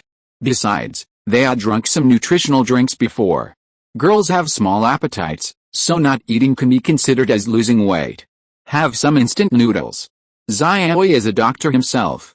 He didn't ask you to take him to the hospital before, so he has his own way. Chu Pengzhan comforted him. "It just so happens that I haven't eaten anything either, and I'm a little hungry." "Okay, then I'll go prepare it." After hearing what her father said, the eldest lady got up to prepare instant noodles. Although she herself didn't really want to eat, but since her father wanted to eat, then everyone should eat some. There were still a lot of instant noodles at home. Chu Mengyao took out 4 boxes of instant noodles of different flavors from the cabinet in the dining room, then turned on the hot water in the water dispenser and waited quietly for the water to boil. If you're listening to this novel on a channel other than Fanfic World, it means they downloaded and uploaded it without effort. We cordially invite you to visit our channel, Mundo Fanfic Novelis. There you'll find the original version of this story and you can explore many other novels of various genres. We're waiting for you to immerse yourself in a world of incredible novels. Chapter 910 finally wakes up. Chu Pengzhan ate noodles with his daughter, but seeing that she, Xiaoyu, and Tang Yun were all a bit listless, he stood up and said goodbye. "Then I'll go back first. You guys should get some rest too, okay?" Chu Mengyao nodded, accepting Chu Pengzhan's suggestion. Chu Pengzhan shook his head and turned to leave the villa. Time passed by, and in the blink of an eye, it was already past 1 in the morning, but none of the 3 girls felt sleepy. "Chu Mengyao, Chen Yushu, why don't you go get some rest first? I'll be waiting for Lin Yi here by myself." "You don't have to accompany me." Tang Yun saw Chen Yushu yawning non-stop, her eyes wide open, and felt so pitiful that she almost put a matchstick in her eyes. "How can we accompany you? We're just waiting for Lin Yi to wake up. After all, he was injured for us," Chu Mengyao said with a wry smile after hearing Tang Yun's words. Yes, we care about Brother Wrigley even more than you do," Chen Yushu nodded. "Oh, I'm afraid that if the 3 of us keep going like this, no one will be able to hold on," Tang Yun explained helplessly. "We can go without sleep for 1 day, 2 days is barely enough, but we have to sleep for 3 days, right? What if we all fall asleep and Lin Yi wakes up at this time and needs our help, but we can't find anyone? What should we do?" "So, you're right," Chu Mengyao nodded after listening to Tang Yun's words. "In that case, how about we adopt a strategy of taking turns on duty? One person sleeps and the other 2 work together on duty." "I thought so too," Tang Yun agreed. "Chen Yushu, it seems like you are the most sleepy. Why don't you go and rest first?" "No, you go first. I'm not sleepy, yawn." Chen Yushu yawned again. Chen Yushu's physical condition was actually not very good, which was why she didn't last as long as Chu Mengyao when she was locked in the cave by Zhong Pinliang last time. "Xiaoyu, go to sleep, be obedient," Chu Mengyao ordered her. "Oh, okay then." Chen Yushu was really sleepy. Now that they had reached a consensus, there was no need for her to hold on any longer. She should rest now so that she could be more energetic when waiting for Brother Arrow. Chen Yushu yawned and went upstairs. General Weiwu seemed to be aware of the tense atmosphere in the living room. He looked up at Chen Yushu and lay there motionless again. In 3 days, the three girls didn't know how many times they had been rotated, and no one deliberately counted. Anyway, when one person woke up, the other went to sleep, and the cycle repeated. They had eaten countless boxes of instant noodles, and it was dark again day after day. Finally, there was some movement in Lin Yi's room. At this moment, Tang Yun and Chen Yushu were on duty. Hearing the movement, they stood up hurriedly and rushed to Lin Yi's room. However, neither dared to make a loud noise. When they reached Lin Yi's room, they were anxious but still tiptoed quietly, carefully looking in the direction of Lin Yi's bed. Lin Yi's eyelashes fluttered, his eyelids heavy, but he finally struggled to open his eyes. Huh? Lin Yi breathed a sigh of relief, finally waking up. This was the most difficult time since his injury. Before, his strength would recover in a single night, even improving slightly. But this time, it took 3 days and 3 nights just to repair his injuries, and his strength hadn't recovered at all. After practicing the internal energy of the Xuanyuan Yulong Jue, Lin Yi discovered with some bitterness that his internal meridians were still damaged, and there was no energy left to mobilize. In other words, he was now no different from an ordinary person. Although he had long since made peace with himself and the jade pendant, Lin Yi, returning to the real world, still felt a little lost.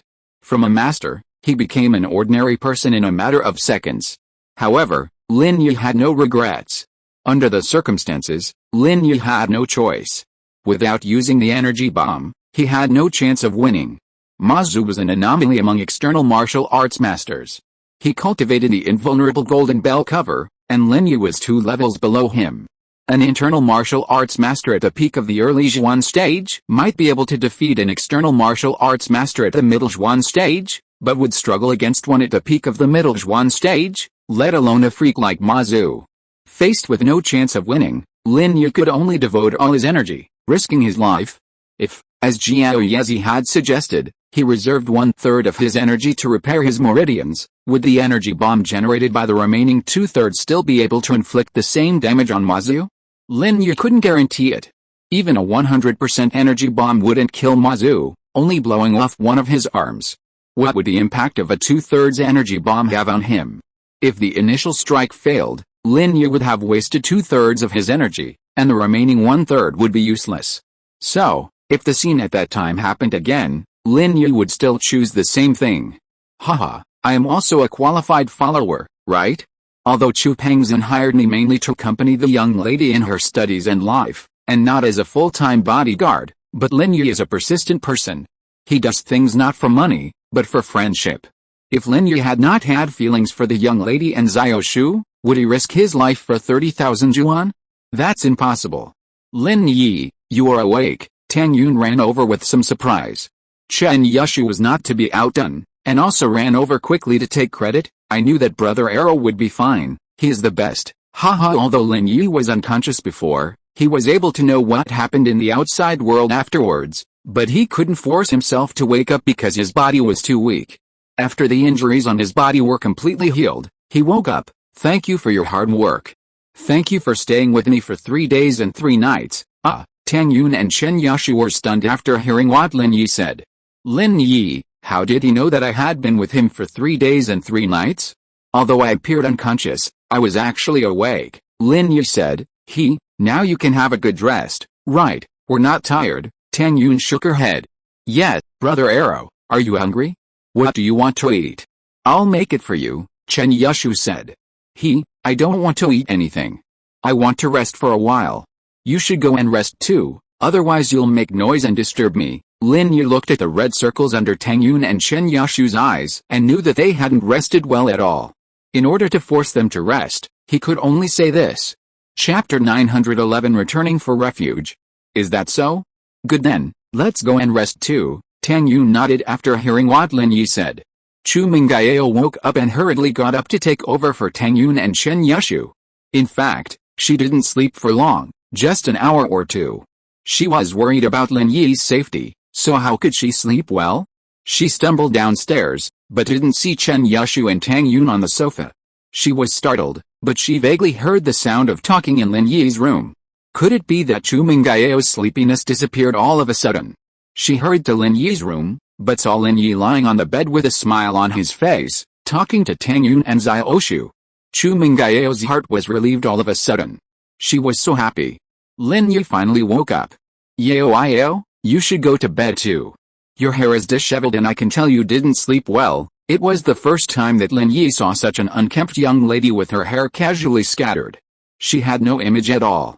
Chu Mengyao blushed when she heard what Lin Yi said, and then she remembered that she had just got up, so her hair was naturally a little messy, while Chen Yusu and Tang Yun had been up for a long time, so they had naturally straightened their hair and washed their faces. Only she hurried over. Ah, me. Chu Mengyao's face showed a hint of shyness, which was somewhat inconsistent with her usual cold image of a young lady, but this trace of shyness was fleeting, and she returned to her usual calmness. Tang Yun was here, and she had to control her emotions. It's good that you woke up. Do you want to rest for a while? Well, I need to rest for a while. You guys should go and rest too, Lin Yi said. The three women each had their own thoughts. Chu Mengyao wanted to express her gratitude. Chen Yushu wanted to ask what her Arrow Brothers' ultimate move was, so awesome, and Tang Yun wanted to ask Lin Yi if there was anything she could do. She wanted to stay by his side and take care of him. However, the three of them were speechless and had to leave the room together. Huh? Lin Yi breathed a sigh of relief. It wasn't that he didn't want to see the three women, nor did he really want to rest. On the one hand, he wanted them to rest, but more importantly, he hadn't thought of what to say to them. Lin Yi didn't know what to do now or in the future. Without his strength, he could be found by the enemy at any time, and could die at any time. He might also bring trouble and danger to the young lady. Without strength, he could hardly move a step. Fortunately, the enemy didn't know his situation at the moment, otherwise, he would probably come to find him. Thinking of this, Lin Yi couldn't help but smile bitterly. He wanted to take out his phone to call his father and ask if he could help, but when he reached his pocket, he was shocked to find that his phone had been destroyed by his own energy bomb. Tang Yun, Chu Mengyao, and Chen Yushu were truly exhausted. Each of them was preoccupied with Lin Yi, and they hadn't slept well in the past 3 days and nights. So, upon emerging from Lin Yi's room, their minds relaxed, and they were immediately overcome by a wave of sleepiness. Previously, Tang Yun had also been sleeping in Chu Mengyao and Chen Yushu's upstairs bedroom, and the eldest lady hadn't been bothered by her, letting her sleep in her and Chen Yushu's bed. The eldest lady didn't know why she suddenly felt less repulsive to Tang Yun. Should accepting Lin Yi also mean accepting his woman? Chu Mengyao's resistance to Tang Yun wasn't as strong now, and she wasn't sure if that was a good thing or a bad thing. However, Tang Yun had previously slept alone in the upstairs bedroom. Now that all three of them were going to bed, how could they share a bed again? Tang Yun realized it wasn't right for the three of them to sleep together, so she took the initiative and said, "How about I sleep on the sofa downstairs?" Chu Mengyao felt a little embarrassed when she said this. "You're a guest, how can you sleep on the sofa? Xiaoshu should sleep, huh?" "Why me?" Chen Yushu asked innocently. Tang Yun knew Chu Mengyao was being polite. How could she let Chen Yushu sleep on the sofa? So she smiled and said, "Is there a guest room here? How about I sleep in the guest room?" "Yes, it's upstairs next to the master bedroom." "I'll go and fix it up for you," Chu Mengyao said quickly, remembering there was a guest room. Chen Yushu wanted to refute it, saying that it was Arrow Brothers' room upstairs, but Chu Mengyao spoke up first and said it was a guest room. And since it needed to be fixed, it was obvious that no one had lived in it for a long time. Chen Yushu felt a little disappointed. Her plan to deceive Tang Yun had failed. Lin Yi waited for the three girls upstairs. After a while, he emerged from his room and into the living room. General Mighty glanced at Lin Yi with some curiosity. He seemed to have sensed the change in Lin Yi's strength, but he couldn't speak human language. He barked twice, but Lin Yi ignored him, so he could only lie on the ground. Lin Yi used the villa's landline to call the old man back home. Xiao Yi, old man Lin was in the toilet when he answered the phone. When the phone rang, he almost accidentally dropped it into the pit. "What are you doing? Can't you call later? You're not going to the toilet again, are you?" Lin Yi heard the old man's tone and guessed what he was doing. "What's going on?" Old man Lin snorted. "Is there something wrong, old man? I've been demoted to an ordinary person." Lin Yi didn't waste any words and directly told him the trouble he was facing. "Ordinary person? What's going on?" Old man Lin was shocked and asked quickly, not caring to scold Lin Yi for calling at an untimely time. All the meridians are damaged, and there is no way to practice true Qi. Lin Yi smiled bitterly and recounted the previous events to Old man Lin in detail. So, your meridians were blown up by yourself? Old man Lin's voice changed a little after hearing what Lin Yi said. Yes, Lin Yi was a little helpless. Old man, you are a miracle doctor, is there any way? No, Old man Lin said very straightforwardly. What happened to you? You are too careless? Forget it, according to what you said, this matter is not your fault. You should quickly pack up your bags and come back to take shelter, and then concentrate on practicing external martial arts. I think you can no longer stay in Songshan City.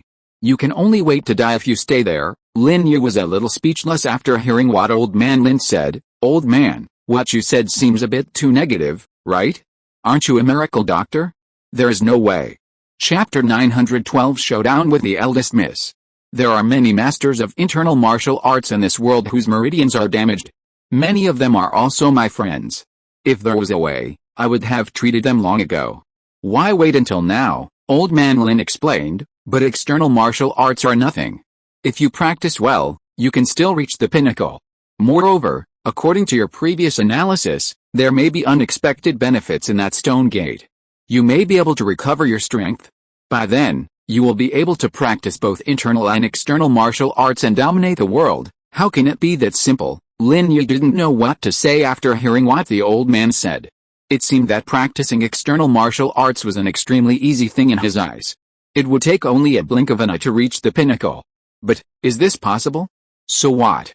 Am I telling you that you have no hope and you should go home to farm? Old man Lin rolled his eyes. Look at your master.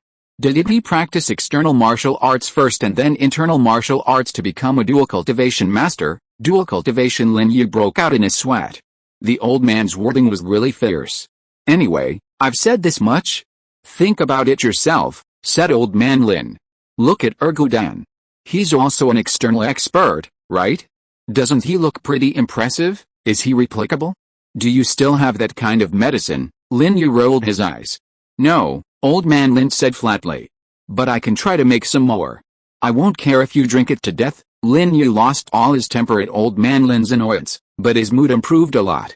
Okay, old man, I'm packing up and going back. We'll figure it out when we get back. Well, it's best if you can think it through. All roads lead to Rome, old man Lin said. If it doesn't work out, let Ergudan accompany you to the martial arts world. Let him be your personal expert. You can pretend to be a dandy young master. That would be pretty impressive too. Lin Yi hung up the phone. However, Lin Yi had already made his decision to go home. Although he had only been in Songshan City for a little over a month, he had already met so many people here.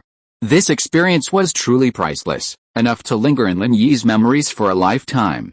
There was the pure, beautiful, and strong-willed Tang Yun, the cold outwardly warm-hearted but understanding Miss, the lively, adorable, and quirky Xiao Shu, and the silly Song Lingshan, who used to oppose him but was now obedient. And Guanxin, Feng Xiaoxiao, Wang Zinayan, and Sun Jinggai. Would these people become mere passers-by in this phase of his life? What would become of Kang Xiaobo, Fatty Lai, Yang Huaijin, and Guan Zuman after he left? No wonder the old man had said that after completing this mission, he could retire in peace. He had thought it was a simple and easy task, but now it seemed anything but. Sitting in the familiar villa, Lin Yi felt a pang of sadness. Perhaps, tomorrow, he would be leaving. Lin Yi recalled a poem, I leave quietly, just as I came, I wave my sleeves, taking not a single cloud with me. Lin Yi felt that it was time for him to confront the eldest lady. There were some things that had to be said. While the enemy hadn't noticed his strength disappearing yet, Lin Yi had to prepare as soon as possible. In the evening, the eldest lady, Chen Yushu and Tang Yun woke up and came downstairs, only to see Lin Yi lying on the sofa watching TV, looking very leisurely. The three of them were a little uneasy and their mood improved a lot. Lin Yi, are you okay? Chu Mengyao and Tang Yun were both a little happy. Well, there's nothing wrong with the physical injuries. Lin Yi only talked about the injuries on his body and didn't mention the matter of strength. He wanted to talk about this matter separately with the eldest lady and Tang Yun. That's good, Tang Yun nodded. What do you want to eat?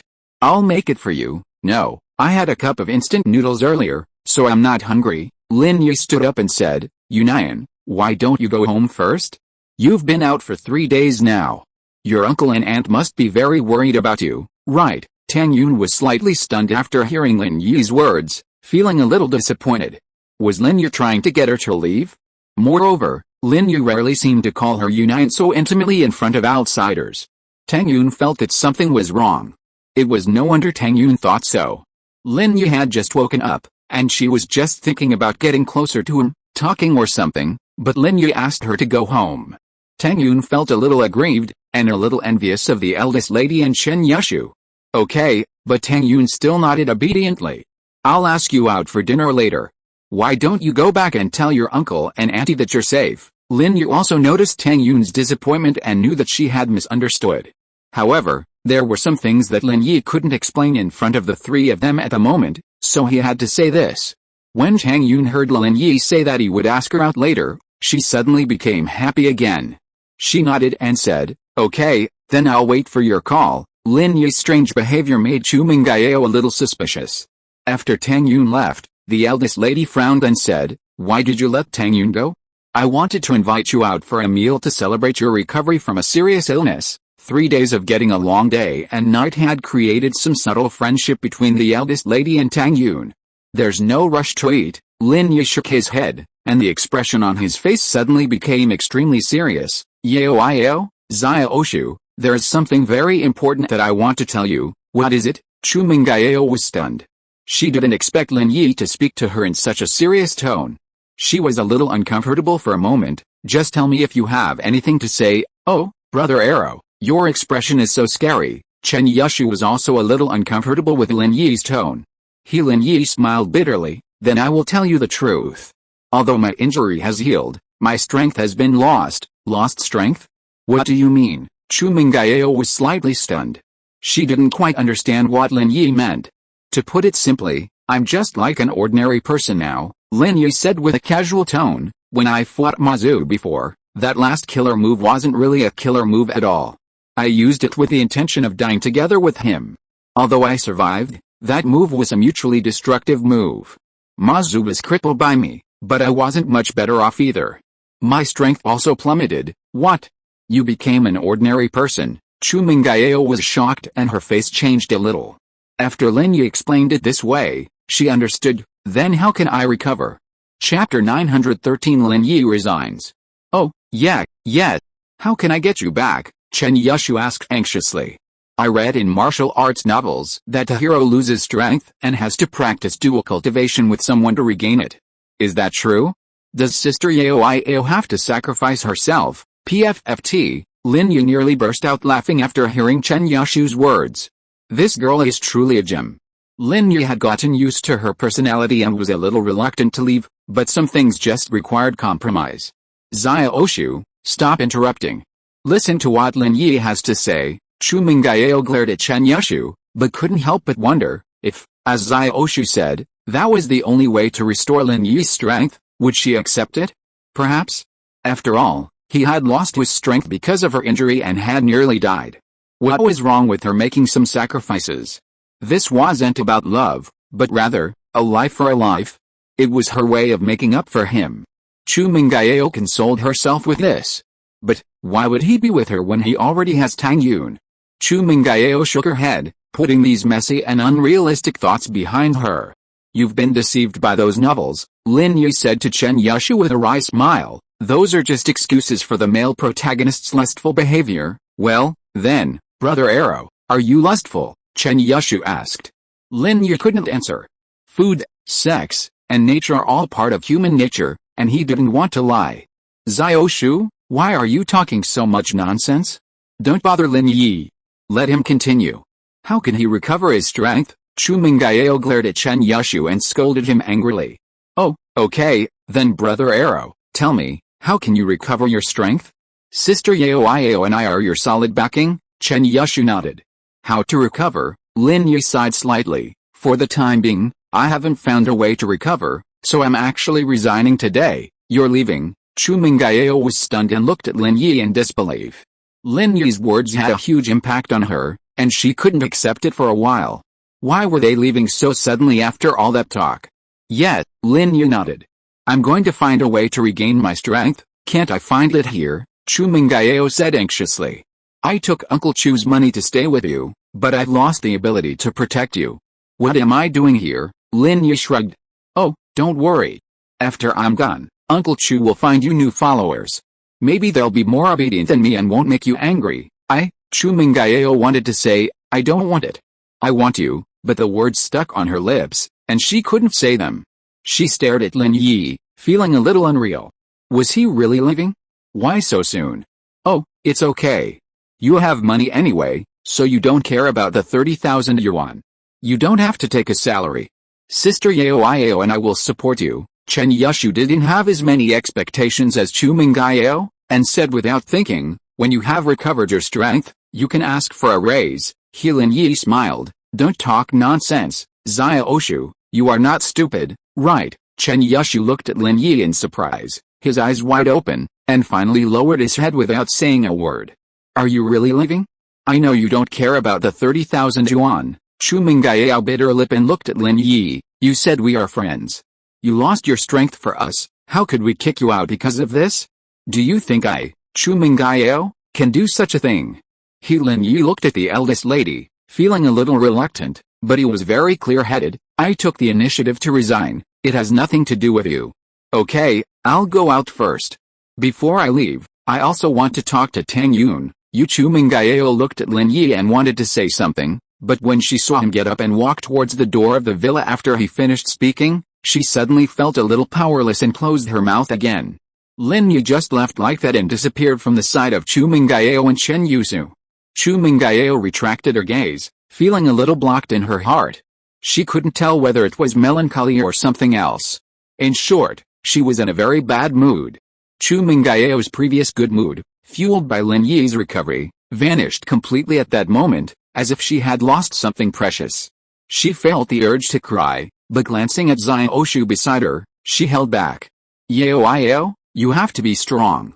How can you cry for a man? If he wants to leave, he's leaving. It's not that you feel sorry for him, but he's determined to go. Although Chu Mengyao said this in her heart, she felt truly distressed.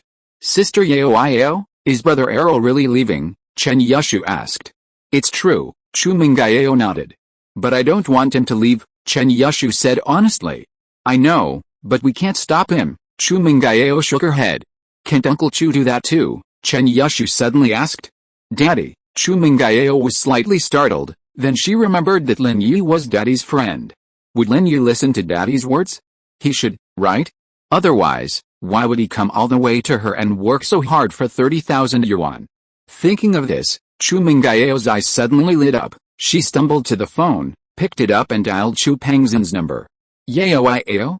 How is Xiaoyi?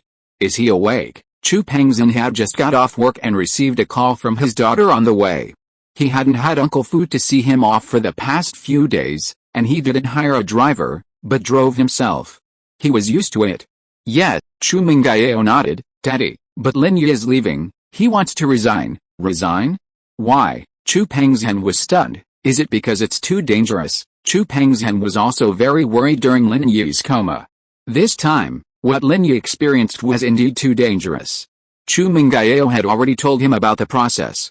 Lin Yi almost lost his life. It's not that his injuries have healed, but that his kung fu is gone, Chu Mengyao said. He said that he is now the same as an ordinary person and can no longer protect Xiaoshu and me, so he wants to resign. Is that so? Then wait a minute, I'll be there right away, Chu Pengzhan said quickly. If it was just this reason, Chu Pengzhan didn't care. He could still hire another bodyguard, but Lin Yi would never come back after he left. Chapter 914 Marriage. When Chu Pengzhan arrived at the villa, he saw his daughter and Xiaoshu sitting idly on the sofa, not watching TV or doing anything else. He couldn't help but sigh. Yao, what exactly happened? You didn't explain it clearly on the way here. Tell me everything now so we can find a solution together, Daddy, Chu Mengyao said, wanting to cry, but with Xiaoshu around, she had to maintain her older sister's image. She took a deep breath, controlled her emotions, and told Chu Pengzhan exactly what had happened. However, Lin Yi's own explanation wasn't very detailed, so Chu Mengyao repeated his words to Chu Pengzhan, who fell into deep thought. Well, from Xiaoyi's words, I roughly know what he's thinking, Chu Pengzhan said after a moment of silence. First, Xiaoyi wants to leave here because he has lost his strength and is afraid that he will not be able to fulfill his responsibility to protect you. But this is nothing. Being a follower does not necessarily mean protection. I can hire another bodyguard. But the key lies in Lin Yi's attitude. I need to talk to him about this. Second, Xiaoyi is afraid that after he loses his strength, he will attract revenge from his enemies. If I hire another powerful bodyguard, this problem will not be a problem, so I have to find out what Xiaoyi is thinking. Yeah, Chu Mengyao nodded with relief after hearing what her father said. Yao, I remember you were trying to force Xiaoyi out back then, Chu Pengzhan couldn't help but tease. Now that Xiaoyi's resigned, why don't you agree?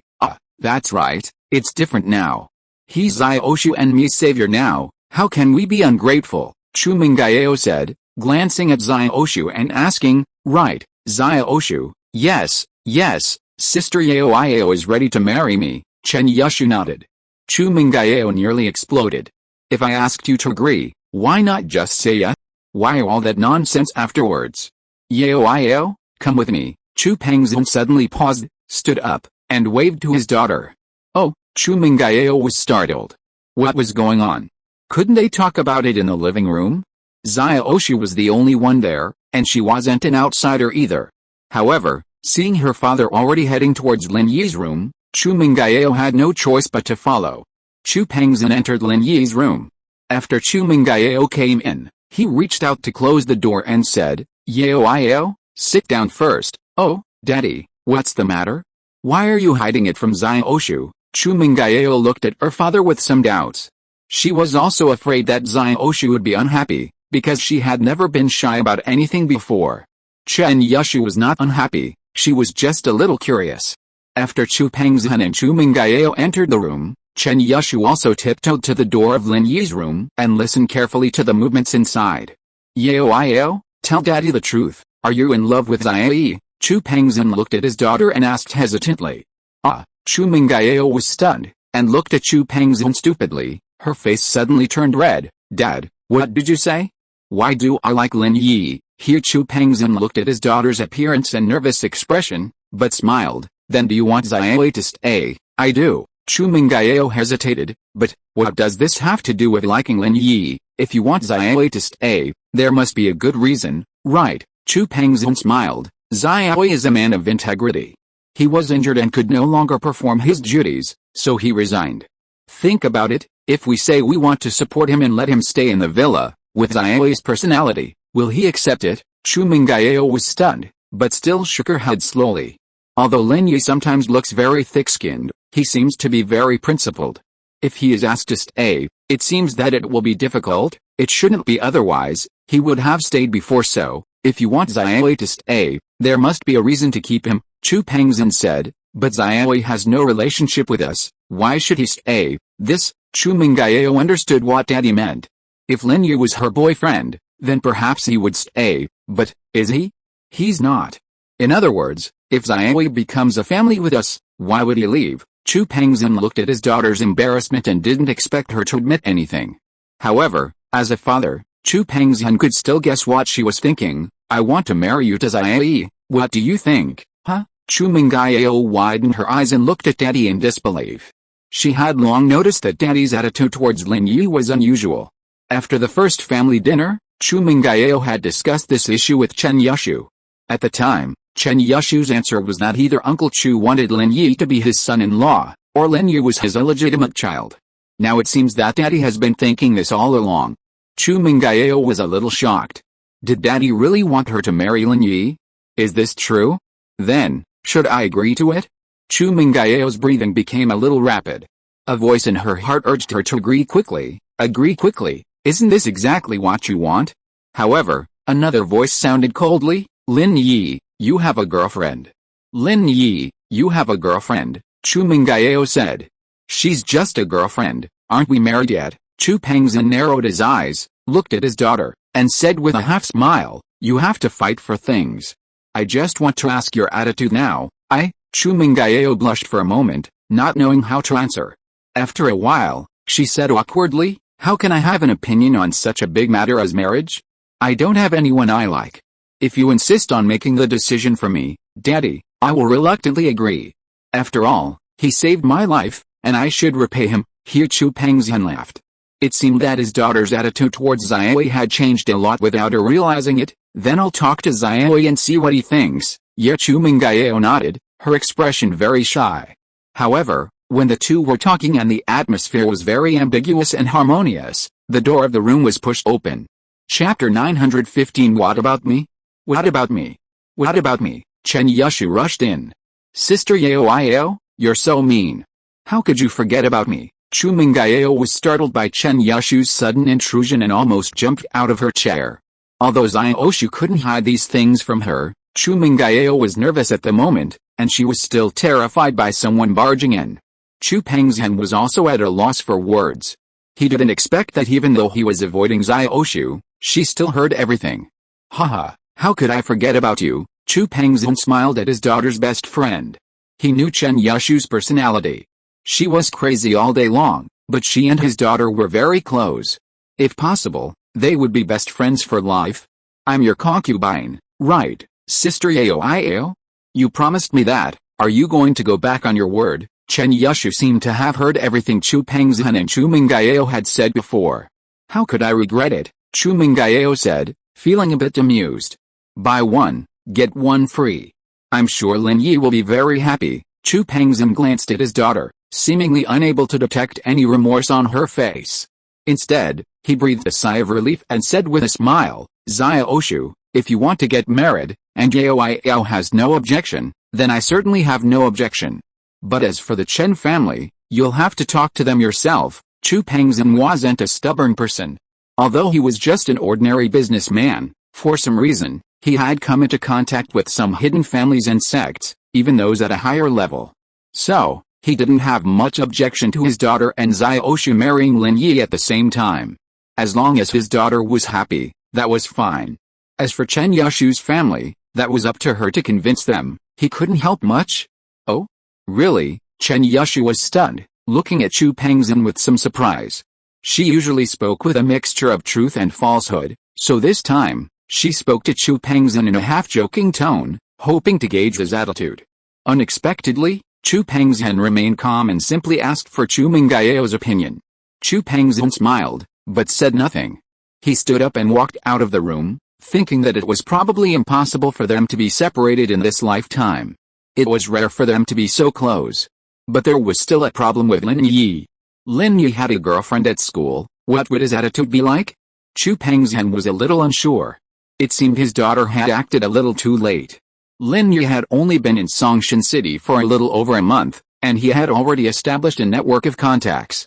Even Liu Xianyi obeyed his every word. His father was right. Lin Yi was truly a talent with a promising future. Zhen Dazhao stared in disbelief at his son, now a eunuch, and Ma Zhu, whose arm was missing from the explosion. How could this be possible?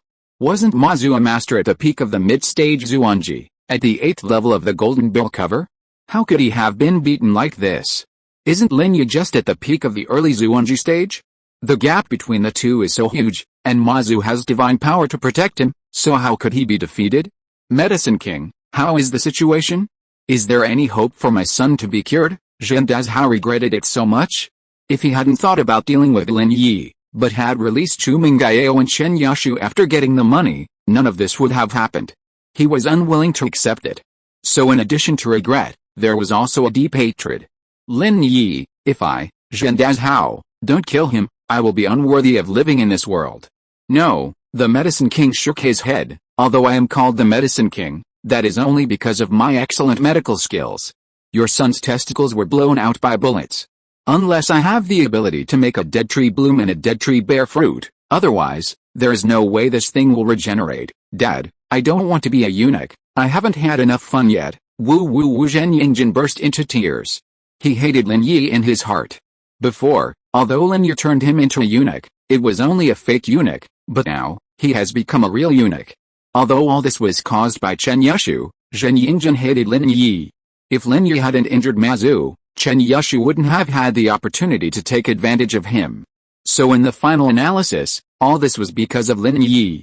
He wanted Lin Yi to die, and he couldn't die anymore. Don't worry, son, I will treat your illness even if I lose everything, Zhen Dazhao said with gritted teeth. Although he made a lot of money, he had no descendants. What's the use of money? When Zhao Kaibing heard that Zhen Dazhao was going to spend all his money to treat Zhen Yingzhen's illness, his eyes lit up. He knew that Zhen Dazhao had just got 250 million from Chu Pengzhan, and he was very greedy. If he got the 250 million, the losses from the previous building collapse would be nothing at all. Building another magnificent Kaibing building would no longer be a dream. Thinking of this, Zhao Kaibing said to the Medicine King, "Medicine King, can you think of another way? See if you can cure Zhen Yingzhen, I'll think about it again. I'll look up some information and see if there's anything I can think of." The Medicine King knew Zhao Kaibing didn't want to give up such a great opportunity to make money, but he couldn't think of a good way to treat Zhen Yingzhen right away. Although the Medicine King's main purpose was to deceive people, there were techniques to his deception. It wasn't just random tricks. It was true that he made people sicker with more treatments, but the premise was that curing one illness only to create another. Zhen Yingzhen's current condition left him somewhat helpless. However, to make money for young Master Bing, the Medicine King felt he should think again and see if he could come up with a solution. "Okay, then I'll trouble you, Medicine King." Zhen Dazhao had no idea that Zhao Kaibing and the Medicine King were planning to continue the scam.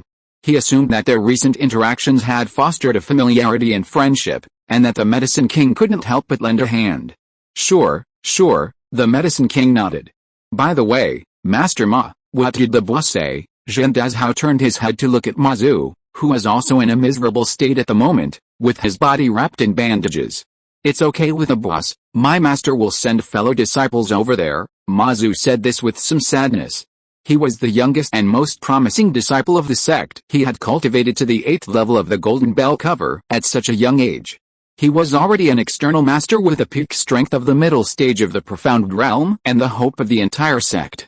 The master sent him to the boss's side, firstly to train him, and secondly to protect the boss.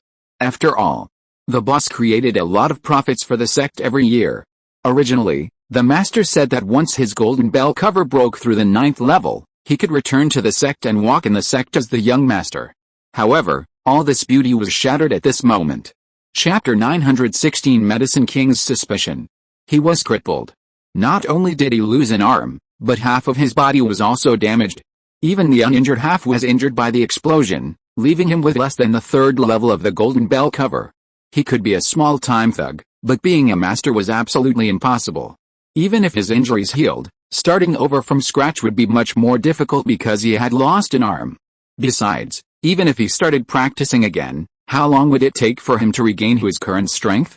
Fortunately, when his master heard about how he was beaten like this, he threatened to avenge him. His master had already promised him that once he had arranged matters in the sect, he would send a new master from the boss's side, and then come to Songshan City to help him avenge himself. He wanted to wipe out Lin Yi and the Chu family. That's good. Zhen Dazhao currently did not have the strength to settle accounts with Lin Yi. He could only rely on Ma Zhu, because Ma Zhu and he had the same hatred, and he did not believe that Ma Zhu could bear it. Zhen Dazhao pretended to be casual and asked, "Master Ma, Lin Yi injured you so badly. What did your master say?" "Humph. Lin Yi will die. My master will exterminate Lin Yi and Chu Pengzhan's families." Ma Zhu didn't hide anything and sneered, "They will all die?" Ma Zhu had no doubt that Lin Yi and Chu Pengzhan would be dead after his master left the mountain. No matter how many helpers they summoned, they would all die. Whether his master could kill the helpers they summoned was hard to say, but even if these helpers were extremely powerful, they would definitely not be able to kill his master. The reason was simple. His master had mastered the Golden Bell cover. His body was flawless, and his resistance to blows was so strong that even a move from a peak Earth-level master would be ineffective. Even if Lin Yi's master came and used the same key bomb to attack his master, it would be ineffective. A master of the Golden Bell cover was invincible. Ma Zhu's master was called Jin Wudi. Of course, he wasn't called Jin Wudi before, but after mastering the Golden Bell cover, he changed his name to Jin Wudi. Not to mention ordinary masters, even if a steamroller passed through him, he would remain unscathed. Great. If there's anything we Zhen family can help with, Master Ma, just tell us. Zhen Dazhao was overjoyed. This time, his revenge was settled. And Zhen Yingzhen was also overjoyed. Lin Yi, this time he was dead. Let's talk about this later. Ma Zhu was upset.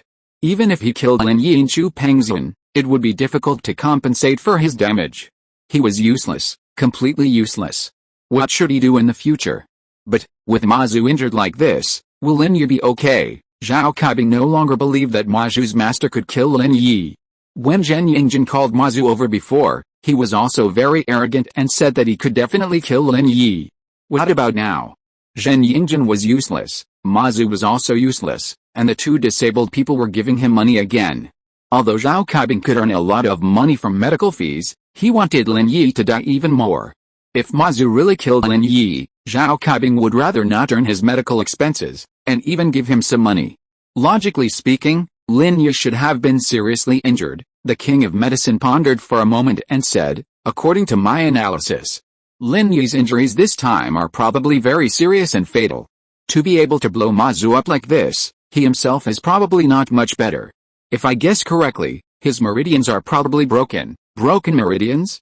Would that make him a cripple? Although Zhao Kaibing had not practiced cultivation, he was still very familiar with the situation of cultivators.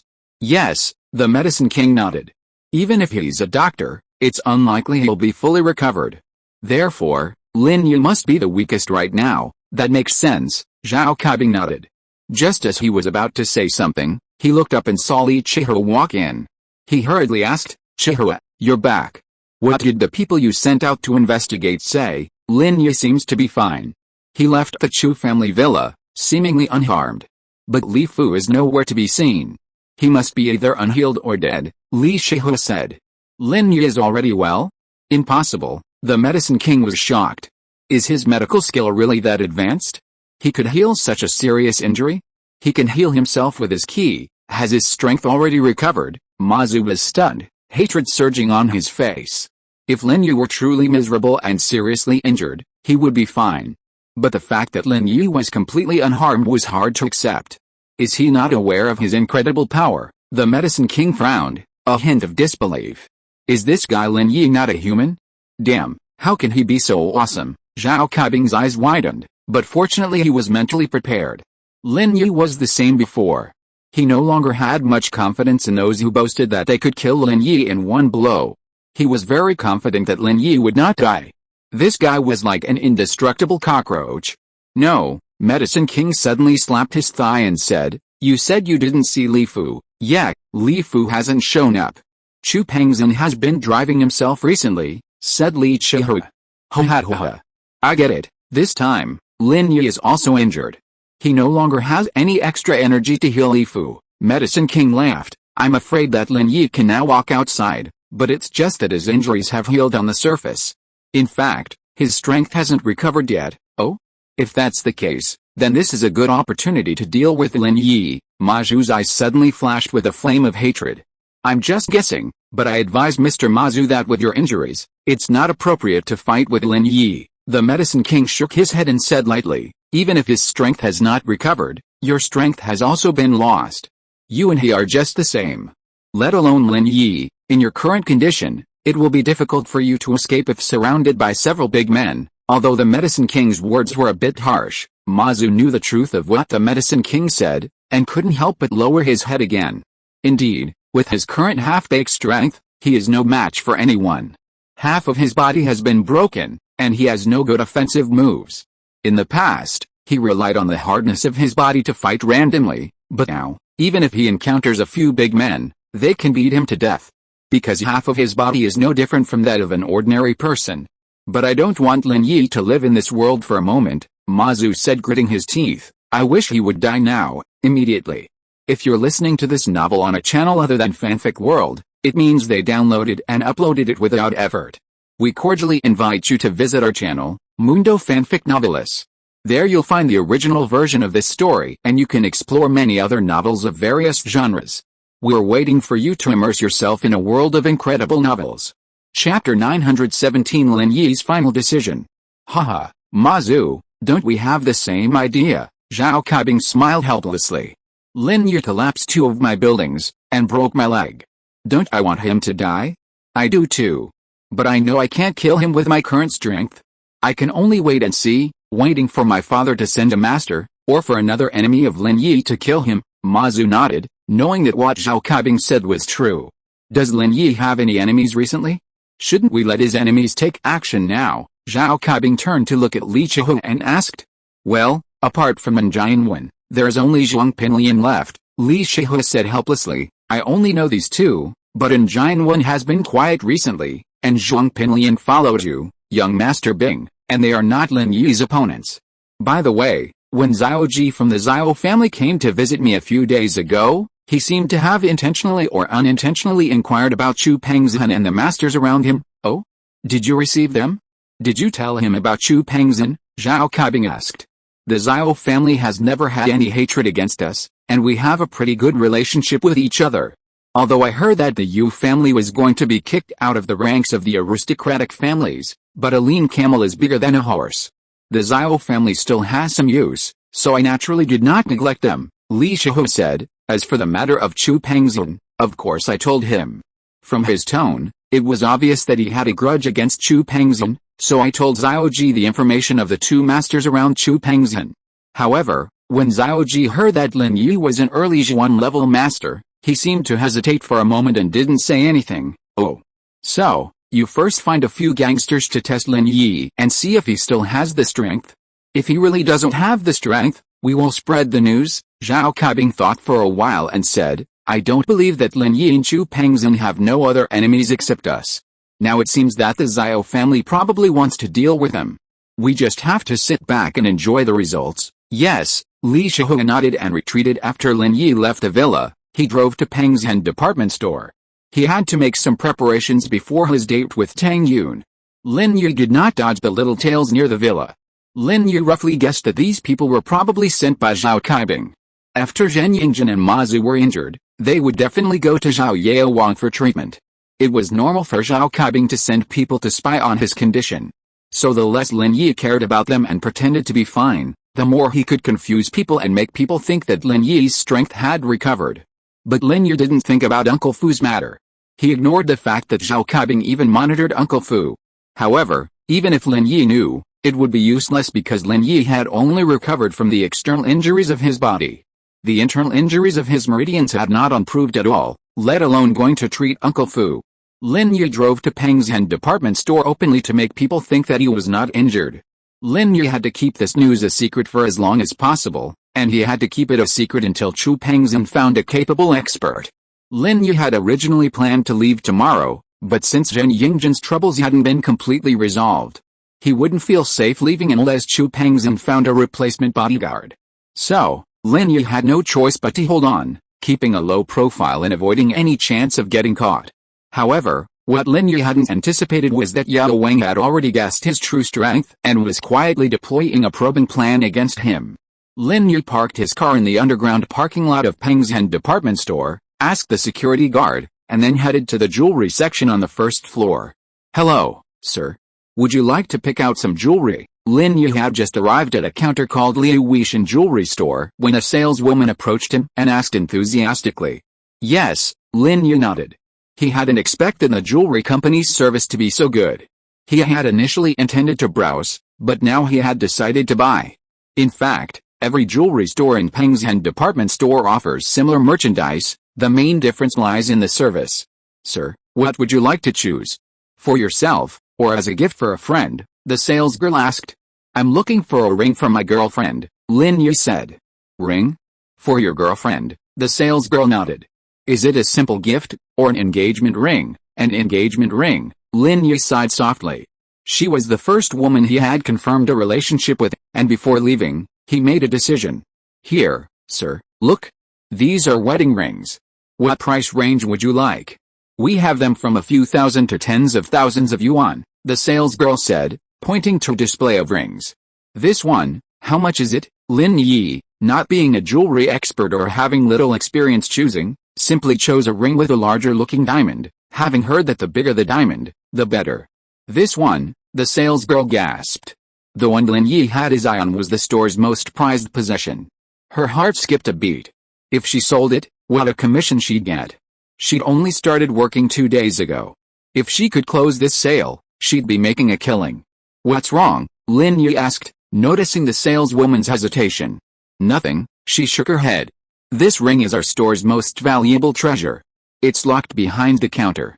Wait a moment, I'll call the manager and have him open it for you, okay?" Lin Yi nodded. Just as the saleswoman was about to make her call, a saleswoman from a nearby store called Yunguangdu Jewelry glanced sarcastically at the saleswoman in front of Lin Yi. "Ask him if you can buy it first, then call. You're wasting money on phone calls all day long." Lin Yi frowned, thinking, what's it to her if I buy jewelry? Is she jealous because I didn't buy from her? However, Lin Yi didn't want to cause trouble, so he suppressed his anger and said nothing. "Excuse me, sir, please ignore her." The salesgirl gave Lin Yi a sheepish smile and continued on her phone. HMPH. "You don't know how to appreciate a favor." The salesgirl from Yunguangdu Jewelry snorted coldly and turned away. She was indeed a little jealous of Liu Wuxian jewelry sales, so she deliberately said something harsh to drive the customer away. "Look at his clothes. Can he possibly afford your most valuable treasure?" Chapter 918. I'll tell you something important. In reality, the salesperson at Yunguangdu Jewelry had noticed Lin Yi's desire to buy the item, but she didn't think he could afford the store's most valuable item. She simply wanted to ruin his business. "Nothing, I'll just buy this one. Call the manager and get it. I don't need to look at it. Just take me to pay." Lin Yi felt a little annoyed, but he didn't bother to argue. He was currently adhering to the principle of keeping a low profile. "Huh? Buy it already?" The salesperson was startled. Lin Yi hadn't even considered buying it. She was also taken aback. Such an expensive item without even looking at it?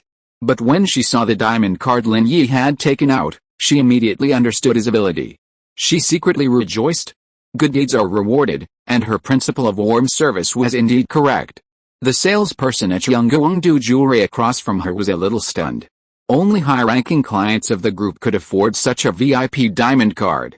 These people all had connections to higher-ups. Thinking about her previous harsh words, if Lin Yi told the department store's management, not only would she lose her job, but her boss's brand would also be expelled from the mall. The saleswoman's expression immediately changed at the thought.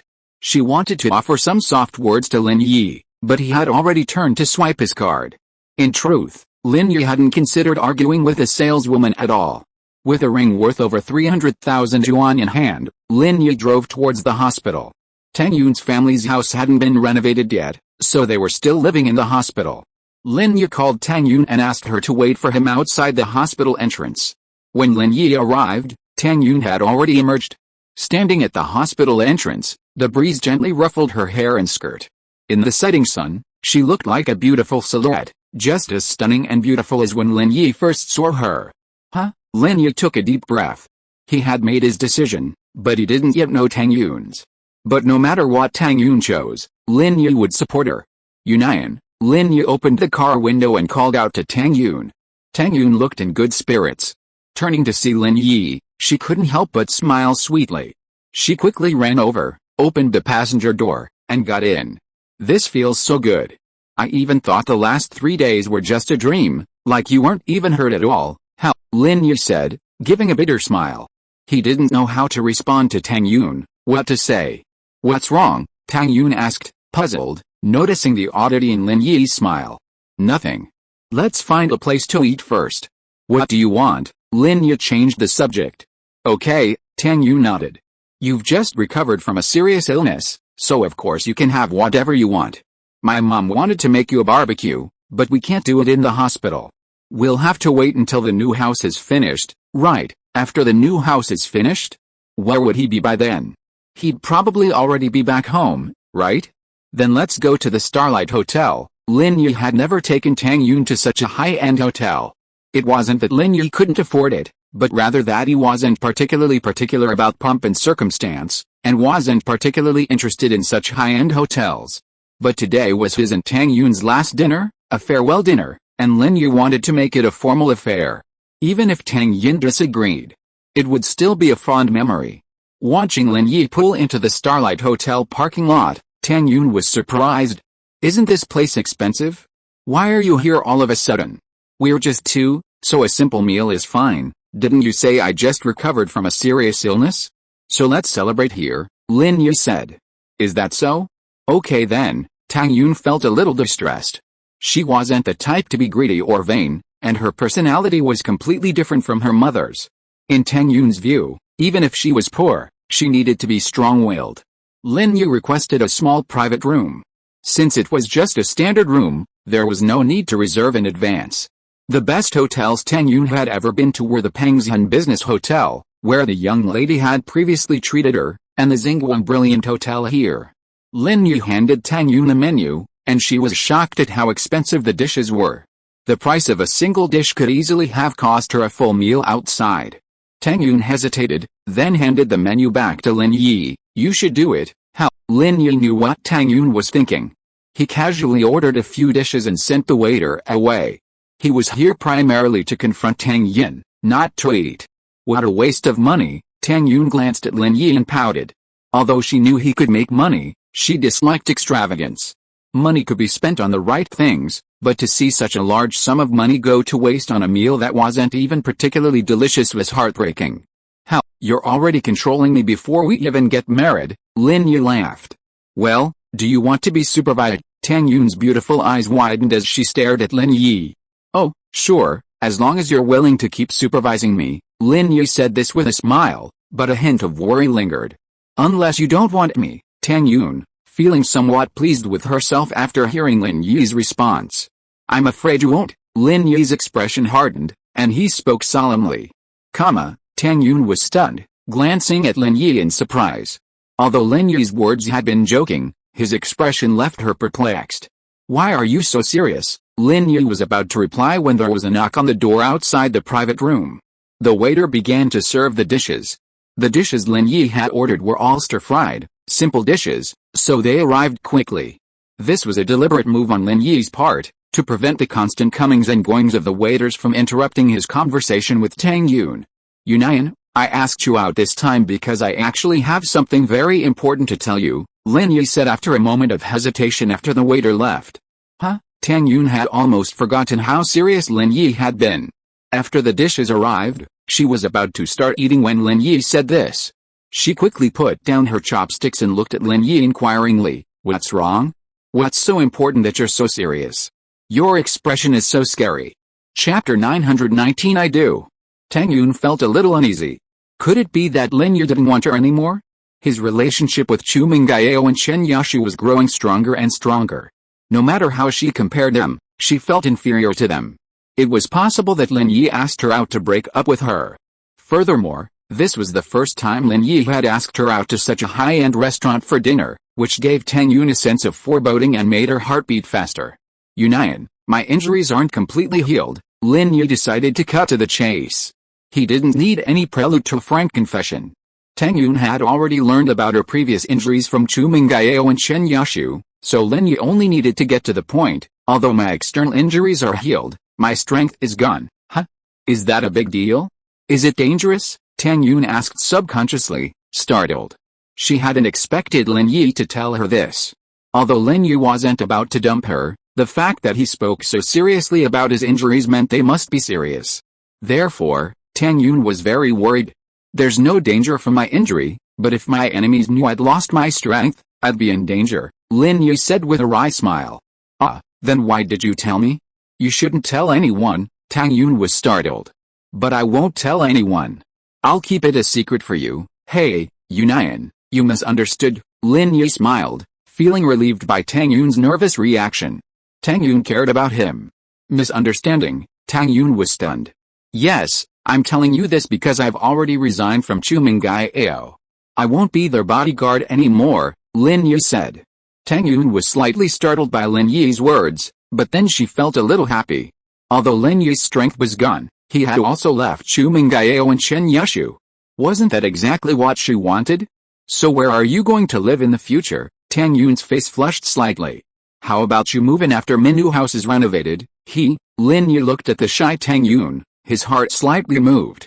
It was not easy to get the more conservative Tang Yun to say these words, but Lin Yi could only shake his head. "I've said before, if my strength doesn't recover one day, my enemies might come to find me if I stay here. I can't let you get in trouble." "So what do you mean?" Tang Yun suddenly felt a vague uneasiness in her heart, as if something big was about to happen. The joy that Lin Yi had felt before that he would no longer be Chu Mengyao's bodyguard also disappeared in an instant.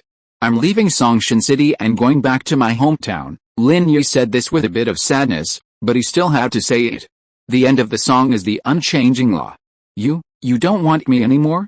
You really don't want me anymore. Tang Yun felt as if her heart had been hit by a hammer. It instantly hurt so much. Although she had thought about what to do if Lin Yi didn't want her anymore before, she had never expected that the day would come so soon. It's not that I don't want you, it's that you don't want me. Lin Yi was shocked by Tang Yun's reaction. In his impression, Tang Yun was strong, not so fragile, right? I don't want you? Why shouldn't I want you? Tang Yun wanted to cry. For a moment, she didn't understand what Lin Yi meant, thinking he was quibbling. My strength is gone, and I won't be as prosperous as I am now. I might be very poor.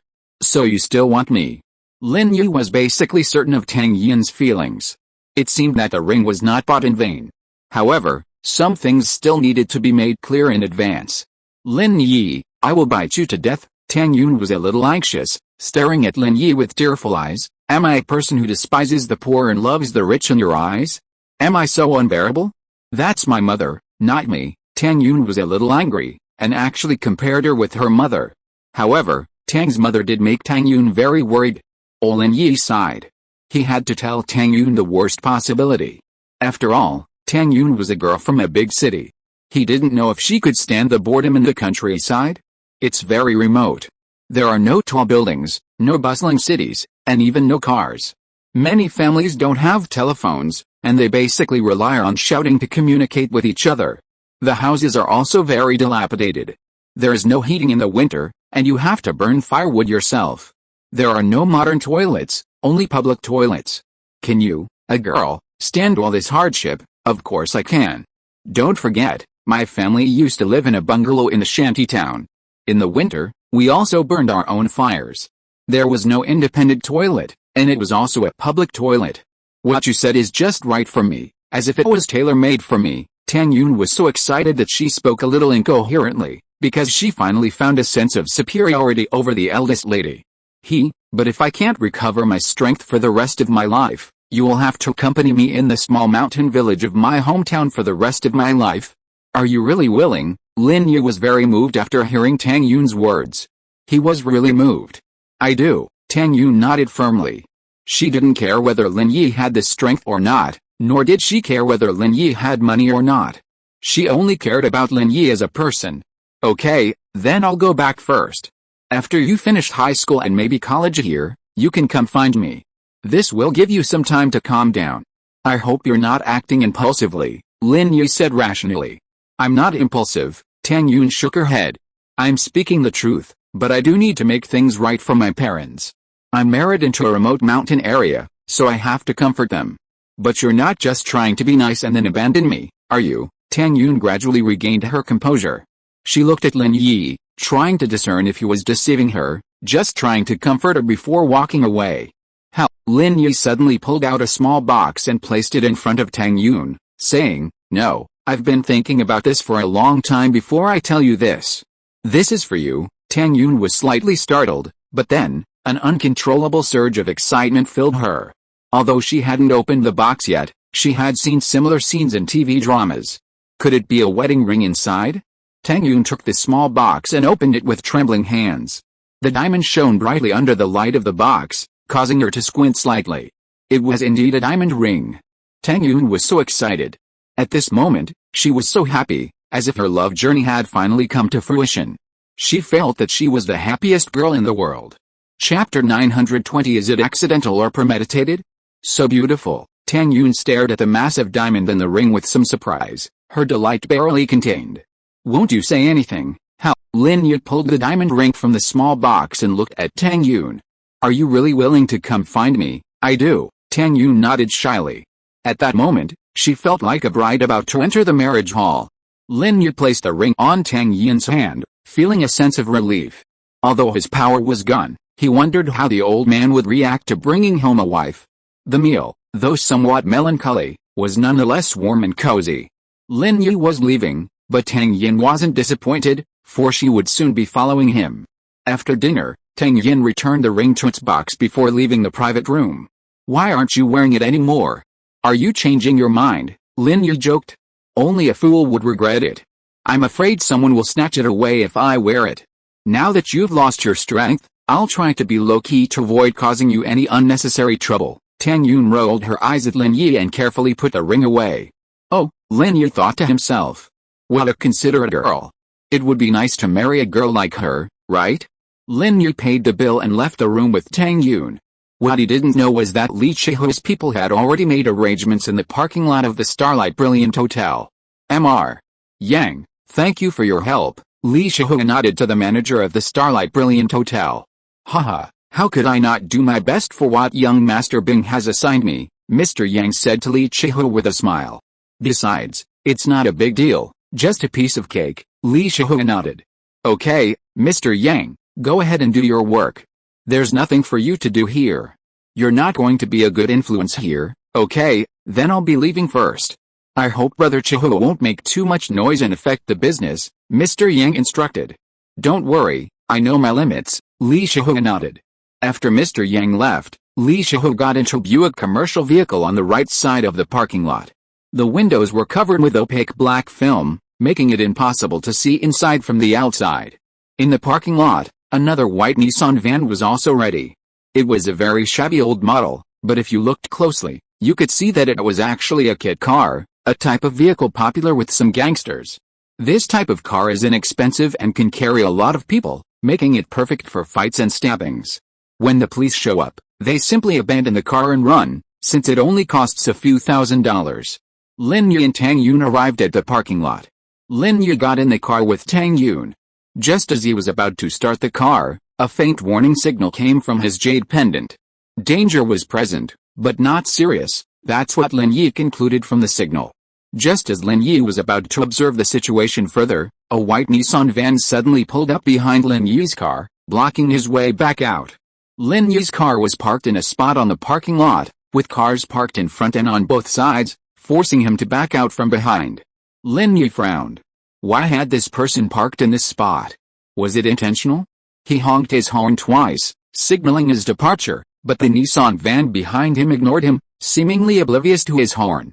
Lin Yi had no choice but to get out of the car and walk to the driver's seat of the white Nissan van. He peeked inside and saw a bald man wearing sunglasses leisurely smoking a cigarette, completely ignoring Lin Yi. He didn't even glance at Lin Yi as he approached. The jade pendant's alarm had already made Lin Yi subconsciously wary. How could this happen so coincidentally? Lin Yi felt something was amiss. Normally, the people who dined here were people of high status. Even if these thugs were aggressive, they wouldn't go out and cause trouble for no reason. Could they be plotting something? However, Lin Yi was now powerless and didn't want to expose his weakness. He could only swallow his anger and knock on the window of the white Nissan van. What the hell? The bald man asked angrily, opening the window and blowing a puff of smoke into Lin Yi's face. I need to get out. Can you please move the car? Lin Yi felt like a tiger in plain sight being bullied by a dog. In reality, even if Lin Yi had lost his power, there were still many ways to take down these ordinary people. For a killer, killing is often done not by one's own strength, but by skill. But in public, Lin Yi couldn't just kill these thugs for such a small matter, right? That would also make it difficult for Lin Yi to escape. Go out? Go out? I'm waiting for someone. The bald man turned a deaf ear to Lin Yi's politeness and refused directly. You're waiting for someone, but I want to leave. Lin Yi didn't expect that just because he didn't want to cause trouble, trouble would come to him. I'm waiting, won't you wait a little longer? The bald man waved his hand impatiently. What are you wasting time on? Get out of here. Lin Yi frowned, a trace of cruelty flashed in his eyes, and said, it's wrong for you to do this, isn't it? I don't want to cause trouble, but don't force me. Lin Yi is not usually a timid person.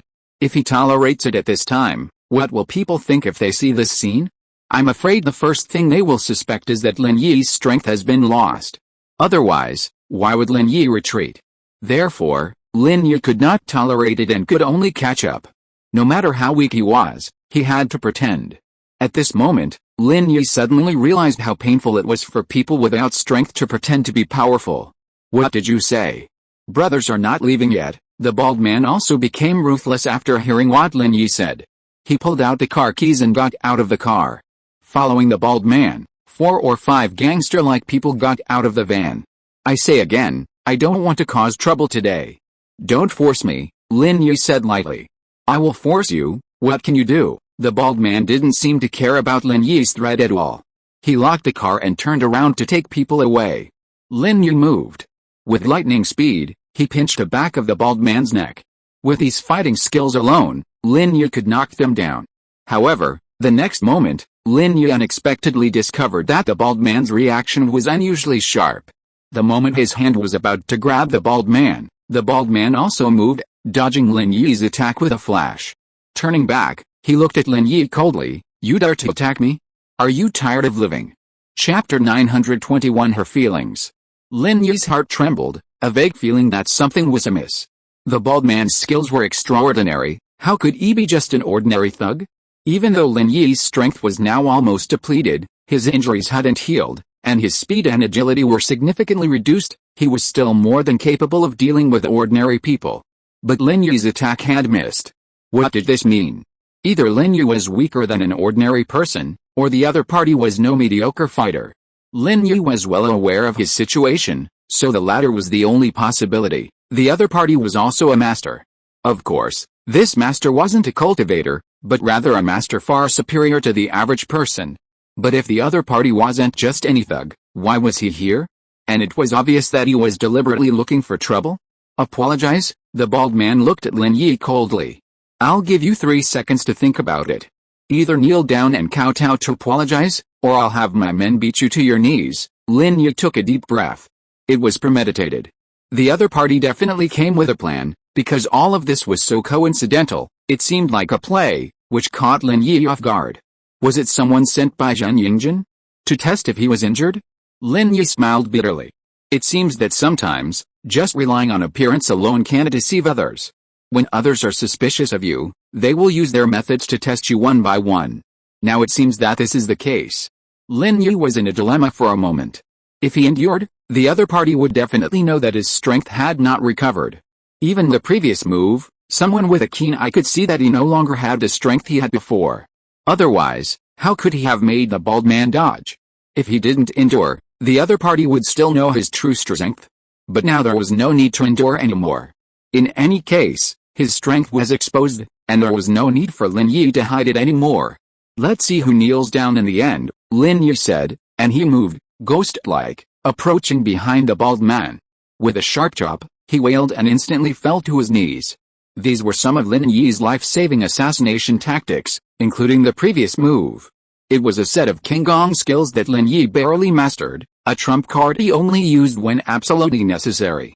"Damn it, brothers, attack. He dares to hit Baldy. We'll destroy him," several of the bald man's men shouted, surrounding Lin Yi. "Can't you understand the situation? Your boss has already knelt. Just seconds ago, he was trying to make me kneel down." Lin Yi looked at the bald man's men and said, "Drive your car away. I don't want to argue with you." Lin Yi's strength had been exposed. The only thing he could do now was to talk to Chu Pengzhan as soon as possible and ask him to find a bodyguard to replace him. Otherwise, if he stayed in Songshan City, he would cause him a lot of trouble. Of course, he hoped these thugs weren't Zhang Yingjin's men, and it was just a coincidence. "Now is not the time for you to argue. You touched our boss, so you must stay." One of the bald man's men pointed at Lin Yi and said, "Otherwise, we won't be able to face him anymore." Alright, Lin Yi had no choice. His strength would be exposed sooner or later. The ghostly light kung fu and the knife attack he had just used could indeed confuse the enemy, making it difficult for them to see his true strength. The speed of the ghostly light kung fu was generally unattainable for anyone other than a cultivator, but Lin Yi's form was an exception. The knife attack was just a common fighting technique, devoid of any trace of true ki. While the enemy might be suspicious of the knife attack, they would be wary of Lin Yi's ghostly light kung fu and would be unable to draw any conclusions about his strength. Their suspicions would buy Lin Yi precious time. But now, facing so many people, Lin Yi could no longer deceive them. He had been able to defeat them, but only through fighting skills, not strength. He was confident that this would not be hidden from those who were interested. Half a minute later, the bald man's men, like him, all knelt on the ground, groaning. Lin Yi hadn't done anything to them, only breaking some of their limbs and ribs, just the punishment they deserved. Lin Yi retrieved the bald man's car keys from his hand, removed his Nissan van, returned to his own car, and drove away. No security had appeared during this time, which indicated that this incident was unusual. Lin Yi needed to prepare for it as soon as possible. Huh? Tang Yun breathed a sigh of relief as she watched Lin Yi safely get into the car. Didn't you say your strength is gone? I was scared to death just now. Even if you've lost your strength, you're still stronger than an ordinary person. Lin Yi smiled, but he didn't voice his suspicions out of fear for Tang Yun's safety. These people are despicable. Tang Yun didn't realize this was a premeditated provocation. Where are we going now? Tang Yun didn't sense the approaching danger. She was still immersed in happiness, looking forward to the beautiful future she would live with Lin Yi. Man farms, woman weaves, holding hands, growing old together. Shall I take you back to the hospital? I have some things to take care of before I leave, so I might not have time to see you these next 2 days, Lin Yi said. Oh, Tang Yun said, a little disappointed, but she kept quiet. Lin Yi had his own things to do, and Tang Yun wouldn't be so naive as to pester him. Lin Yi parked the car at the hospital entrance. In the passenger seat, Tang Yun was reluctant to leave, holding onto Lin Yi's hand. They were separated now, and she didn't know when they would see each other again. Tang Yun felt a little reluctant to let go. Lin Yi was her first love, the most resolute choice of her life. Though brief, it was unforgettable. Then I'm leaving. Be careful. Tang Yun knew this was not the time for any intimacy. Though reluctant, she let go of Lin Yi's hand and prepared to get out of the car. Okay, I'll wait for you to find me, Lin Yi smiled. Okay, Tang Yun opened the car door and got out, but then turned around and leaned into the car, giving Lin Yi a quick kiss on the side of his cheek. Then, blushing, she turned and ran away. Tang Yun had already demonstrated her feelings with her actions. Tang Yun was a conservative girl. She was able to take the initiative to kiss Lin Yi. In her heart, she had already considered herself his woman. How? Lin Yi touched the place where Tang Yun had kissed her and couldn't help but smile. This is a girl worth cherishing for a lifetime, isn't it? After watching Tang Yun leave and disappear from Lin Yi's sight, Lin Yi started the car with a melancholy look and turned the car around to leave the First People's Hospital. Chapter 922, Revenge. Shortly after Lin Yi left the Starlight Brilliant Hotel parking lot, Li Shihu climbed out of the business car parked in the right corner. He and Su Mengyao and the others quickly carried Baldy and his men into a private room at the hotel. Inside sat Medicine King and Zhao Kaibing. After Li Shihu and Su Mengyao carried Baldy and the others in, Medicine King began to examine their injuries. Brother Chihua, that guy was incredible. We brothers were doing this for you, but we got badly injured, Baldy wailed, claiming credit. Don't worry, we won't pay you a penny less than what we promised you, and we'll even give you some medical expenses, Li Shihu said. Stop crying. If you want treatment, shut up. Upon hearing that Li Shihu was going to pay for medical expenses, Baldy immediately shut up. He and his men were a group of desperate criminals, recruited from out of town by Li Shihu. Their primary purpose was to test Lin Yi. Of course, Li Shihu hadn't disclosed Lin Yi's strength beforehand, simply telling them to find a way to teach him a lesson. The bald man readily agreed, but he didn't expect to run into a tough opponent, leaving himself and his men crippled. Unbeknownst to him, this was because Lin Yi hadn't recovered his strength yet, otherwise, their deaths would have been even more horrific.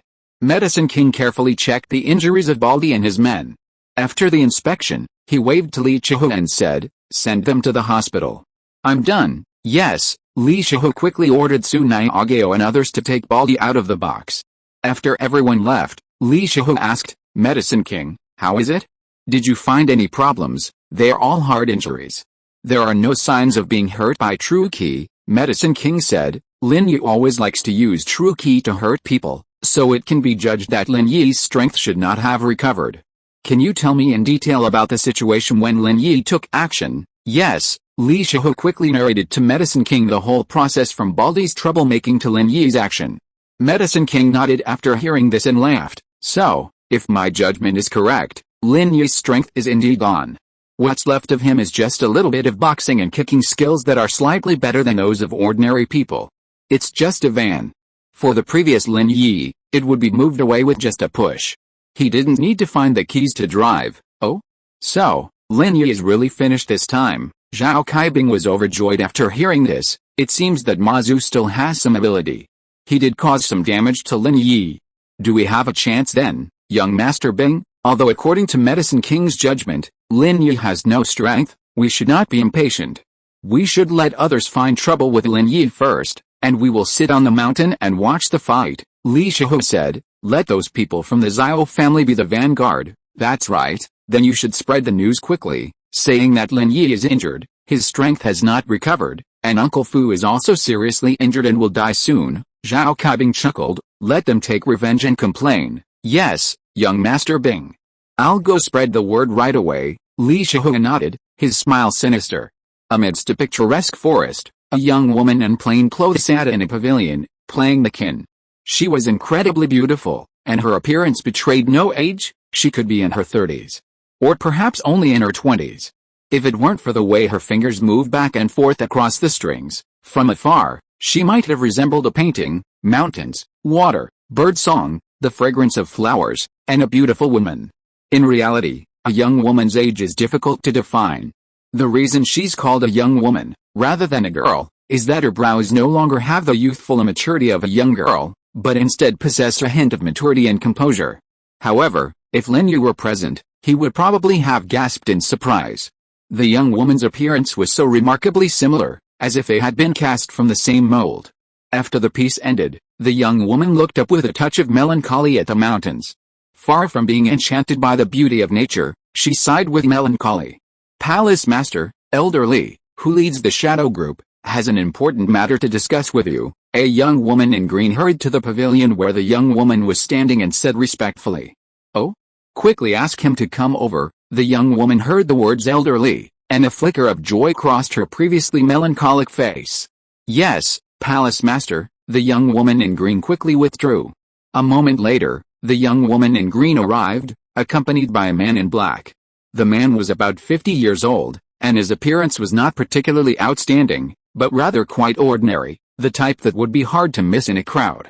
Li greets you, Palace Master. The man approached, clasping his hands together and about to bow at the young woman addressed as Palace Master. Elder Li, you're welcome. The plain-clothed Palace Master waved her hand, indicating that the man didn't need to be polite. Instead, she asked anxiously, Elder Li is so anxious to see me. What's the important matter? Yes, Elder Li glanced at the young woman in green, hesitated, and said nothing. Zhao King, you go down first. Guard the mountain path and keep no one near. Elder Li and I have something important to discuss, Palace Master Sui instructed the young woman in green. Yes, Palace Master, the young woman nodded and quickly pushed through. Uncle Li, there are no outsiders here. What happened? Palace Master Sui stood up, appearing to be very close to Elder Li. After the young woman in green had disappeared into the distance, Elder Li took a few steps forward and entered the pavilion. He lowered his voice, but his expression remained respectful, and said, Miss, it's about the young lady. What's wrong with her? Is she in trouble? Palace Master Sui's face suddenly showed a hint of nervousness at Elder Li's words. The young lady has been kidnapped, Elder Li said, but he was interrupted by Palace Master Sui just as he began. What? She's been kidnapped? By whom? Is it serious? Palace Master Sui's heart tightened upon hearing this, and she asked hurriedly. He's a dandy young master from Donghe City. He doesn't have any experts under his command, but he's an external master at the peak of the mid-stage Xuanji. He's practicing the golden bell cover, at the 8th level. Elder Li detailed what he knew, then added, however, according to the Shadow Group's observations, the bodyguard Lin Yi who saved the young lady should also have been seriously injured. No fluctuations in his true energy can be detected. Even if his strength isn't completely gone, it's been greatly reduced. And Li Fu's life or death is still unknown. Based on the intelligence we have so far, that dandy young master won't give up, and neither will the golden bell cover practitioner. Chapter 923 I really can't let go. What? There's no one around her to protect her anymore? What if that Zhen Yingjin takes revenge on her? The Sui Palace Master no longer had the calm composure she had when she was playing the zither. Now she was a completely confused little girl. Sir, you should be able to find someone to protect the young lady, Elder Li said, feeling uncertain. What should we do? Uncle Li, do you have any ideas? Do you have anyone you can use? The Sui Palace Master asked anxiously. Young lady, I can't do anything. Ever since the old master passed away, the Grand Elder was afraid that the young lady's heart was still alive, so he weakened my influence. Although I am now the Chief Elder, I can only mobilize the shadow group that I personally established, Elder Li sighed and said helplessly. The Grand Elder has reduced his power. Now in the Dark Knight Palace, it is impossible to mobilize experts without the Grand Elder's approval. But will she be in danger? The Sui Palace Master frowned uneasily.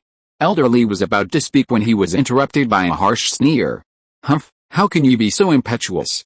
You don't look like the master of a palace at all. An old woman who looked to be in her 60s suddenly appeared at the edge of the pavilion, looking at Elder Li and Palace Master Sui with a stern look. Grand Elder, why are you here? Palace Master Sui was startled by the sudden voice. Li pays his respects to the Grand Elder. Elder Li clasped his hands together and half bowed to the Grand Elder. I'm sorry, the Grand Elder insisted on coming up, and I didn't dare to stop him. Zhao King shrank back in fear. Palace Master Sui shook her head. How could she blame Zhao King at this time? Zhao King was just one of her personal maids. How could she dare to stop the Grand Elder? Weiner, you are the master of a palace, you should have the demeanor of a palace master. Don't think that I don't know what's going on in the secular world because you use Elder Li's shadow group all day long. I just turn a blind eye. The Supreme Elder looked at Palace Master Sui coldly. After so many years, you still can't let it go. Grand Elder, she is my daughter after all, and she also has the blood of our Dark Phoenix clan flowing in her body. Palace Master Sui was like a child who had made a mistake, and did not dare to look directly at the Supreme Elder. Humph, daughter? Just a little bastard. This impure bloodline is nothing but a shame for us ancient martial arts practitioners, the Supreme Elder snorted. Such a big scandal has happened, and you still have the nerve to mention it? Do you want our Dark Knight Palace to recognize this bastard? Let the people of Xiandaman laugh at her. Palace Master Sui, whose name is Weiner, did not speak, but lowered her head a little aggrieved. HMPH, if you had married the second young master of the Xiandan sect, how could our Dark Knight Palace be in such an embarrassing situation now? Being ridiculed by all the sects, the Supreme Elder seemed to have touched upon sad memories when he said this. He snorted coldly and said to the Sui Palace Master named Weiner, you'd better calm down and concentrate on your cultivation in the future. Break through the Earth rank to the Heaven rank within 10 years. Otherwise, don't blame me for killing that adulterer and that little evil creature. After that, the Supreme Elder floated away, leaving behind Palace Master Weiner with a face full of grievance. Miss, this old servant really has no choice. I'm sorry, Elder Li sighed. The Grand Elder is also doing this for the Dark Knight Palace. Although she is extremely snobbish, she has never married and has devoted her entire life to the Dark Knight Palace. She is a subordinate of the Dowager Lady and is like a sister to her. This old servant is also a generation lower than her. I know, but I really can't let go. Palace Master Weiner couldn't help but shed a line of tears on her face. Miss, there is something I don't know whether I should say or not. Elder Li hesitated and said, Uncle Li, just say what you want to say. Is there anything you can't say? Palace Master Weiner looked at Elder Li with some doubts. Miss, the Grand Elder is truly disappointed in you. If you truly break through to the heavenly rank within 10 years, our Dark Knight Palace will have 2 heavenly rank masters. We will also have a seat at the heavenly rank conference. Then, if you will recognize me as your young lady, who will still mock us? Who dares to mock us? I'm afraid the Grand Elder won't be able to say anything more. Right, Elder Li hesitated and said. But, breaking through to the heavenly rank is easier said than done. Palace Master Weiner nodded, sighing softly. Miss is incredibly talented, and possesses the blood of the Dark Phoenix clan. I think a heavenly rank breakthrough is just around the corner, Elder Li said. Uncle Li, please keep an eye on her for me, Palace Master Weiner said. Don't worry, Miss, it's also my old servant's responsibility to look after the young lady. Elder Li nodded in response. After seeing Tang Yun off, Lin Yi drove back to the villa area. On the way, he wanted to call Chu Pengzhan. He had something important to discuss with Chu Pengzhan. However, before he could make the call, Chu Pengzhan called first. Hello, Uncle Chu, Lin Yi answered the phone. Zai, where are you? Yao said that you went on a date with Tang Yun, Chu Pengzhan asked tentatively. I'm on my way back to the villa. What's the matter? Lin Yi didn't hear the subtext of Chu Pengzhan. He was anxious to tell Chu Pengzhan about his strength being exposed, so he didn't consider the meaning of his words. Nothing. Let's talk about it after you come back. Let's have a good talk. Chu Pengzhan didn't say much when he heard that Lin Yi was about to come back. Okay. I want to talk to you too, Lin Yi was slightly stunned, then nodded and agreed. Although Lin Yi didn't know what Chu Pengzhan wanted to talk to him about, he thought it must be related to the disappearance of his strength. Lin Yi parked the car in the villa's courtyard, pushed the door open, and walked in. He saw Mista and Xiao Shu sitting on the sofa in the living room, watching TV. However, the TV program they were most reluctant to watch was a housewife training program, something they were actually quite reluctant to watch. But at this moment, they were actually watching it with great interest. Lin Yi found it difficult to understand these two girls' interests, they were quite inconsistent. The sound of Lin Yi opening the door caught Chu Pengzhan's attention. Chu Pengzhan walked out of Lin Yi's room and nodded to Lin Yi, saying, "Xiao Yi, you're back." "Yes, Uncle Chu, let's talk in my room." There were some things Lin Yi didn't want Chu Mengyao and Chen Yashu to know, lest they worry. He didn't expect Chu Pengzhan to share the same sentiment. If you're listening to this novel on a channel other than Fanfic World, it means they downloaded and uploaded it without effort. We cordially invite you to visit our channel, Mundo Fanfic Novelis. There you'll find the original version of this story and you can explore many other novels of various genres. We're waiting for you to immerse yourself in a world of incredible novels. Chapter 924 Chu Pengzhan's Conditions for Retention. Chu Mengyao blushed. She thought Lin Yi already knew what her father wanted to discuss with him, so he offered to go to the room to discuss it. Okay, Chu Pengzhan nodded and went into the room with Lin Yi. Chu Pengzhan closed the door and gestured to Lin Yi to invite him in. "Xiao Yi, please sit down. We're family, so there's no need to be so polite." "Okay, Uncle Chu." Lin Yi, accustomed to Chu Pengzhan's hospitality, sat down in front of him. "Xiao Yi, I heard from Yao that you've lost all your strength, so you're resigning. Is that true?" Chu Pengzhan asked. "Yes, Uncle Chu, to be honest, my current strength is not much stronger than that of an ordinary person. I'm afraid I can't even protect myself. I have no strength to protect Yao and Xiao Shu." Lin Yi nodded calmly and said, "So, I have to resign, is that so?" Chu Pengzhan nodded and said, "It doesn't matter if you have lost your strength. There's nothing wrong with being an ordinary person." "Well, do you like doing business?" "Business?" Lin Yi was stunned. He didn't know what Chu Pengzhan meant. "Not bad, all roads lead to Rome. You can also achieve something in business," Chu Pengzhan said. "Xiao Yi, you are the second largest shareholder in Pengzhan Group, right? It's not bad to learn to do business. I will retire one day, but Pengzhan Group still has to be passed on." After listening to Chu Pengzhan's words, Lin Yi was stunned. Although Chu Pengzhan didn't say it explicitly, the meaning of his words was already very clear. Lin Yi is not a stupid person. Chu Pengzhan is hinting that he can be trained as a successor. "Uncle Chu, Pengzhan Group will eventually be handed over to Yao. How could it be handed over to an outsider?" Lin Yi smiled and shrugged, politely declining Chu Pengzhan's proposal. Chu Pengzhan smiled faintly, then changed the subject and said, "Xiao Yi, what do you think of Yao? Yao? She's fine." Lin Yi looked at Chu Pengzhan suspiciously, unsure how to respond to Chu Pengzhan's erratic question. "Oh, then, do you like Yao?" Chu Pengzhan saw that his previous attempts to hint at Lin Yi about the group hadn't had any effect, so he simply went straight to the point and asked. "Huh?" Lin Yi was stunned, his eyes widening. Chu Pengzhan's question was a bit too explicit, leaving him somewhat at a loss for words. He liked her, of course, but there were some things he couldn't say until he understood Chu Pengzhan's meaning. Yao is cute and beautiful, the school's belle, and the dream girl for many boys, Lin Yi said, changing his tone, but hinting that he felt the same way. Outside Lin Yi's room, two little spies had already appeared and were listening to the conversation inside the room. When Chu Pengzhan asked this question, Chu Mengyao's heart suddenly tightened and her breathing became rapid. "Oh, Sister Yao, what do you think Brother Arrow will say?" Chen Yashu asked. "Don't talk." Chu Mengyao was afraid that Chen Yashu would interrupt her and make her miss what Lin Yi said.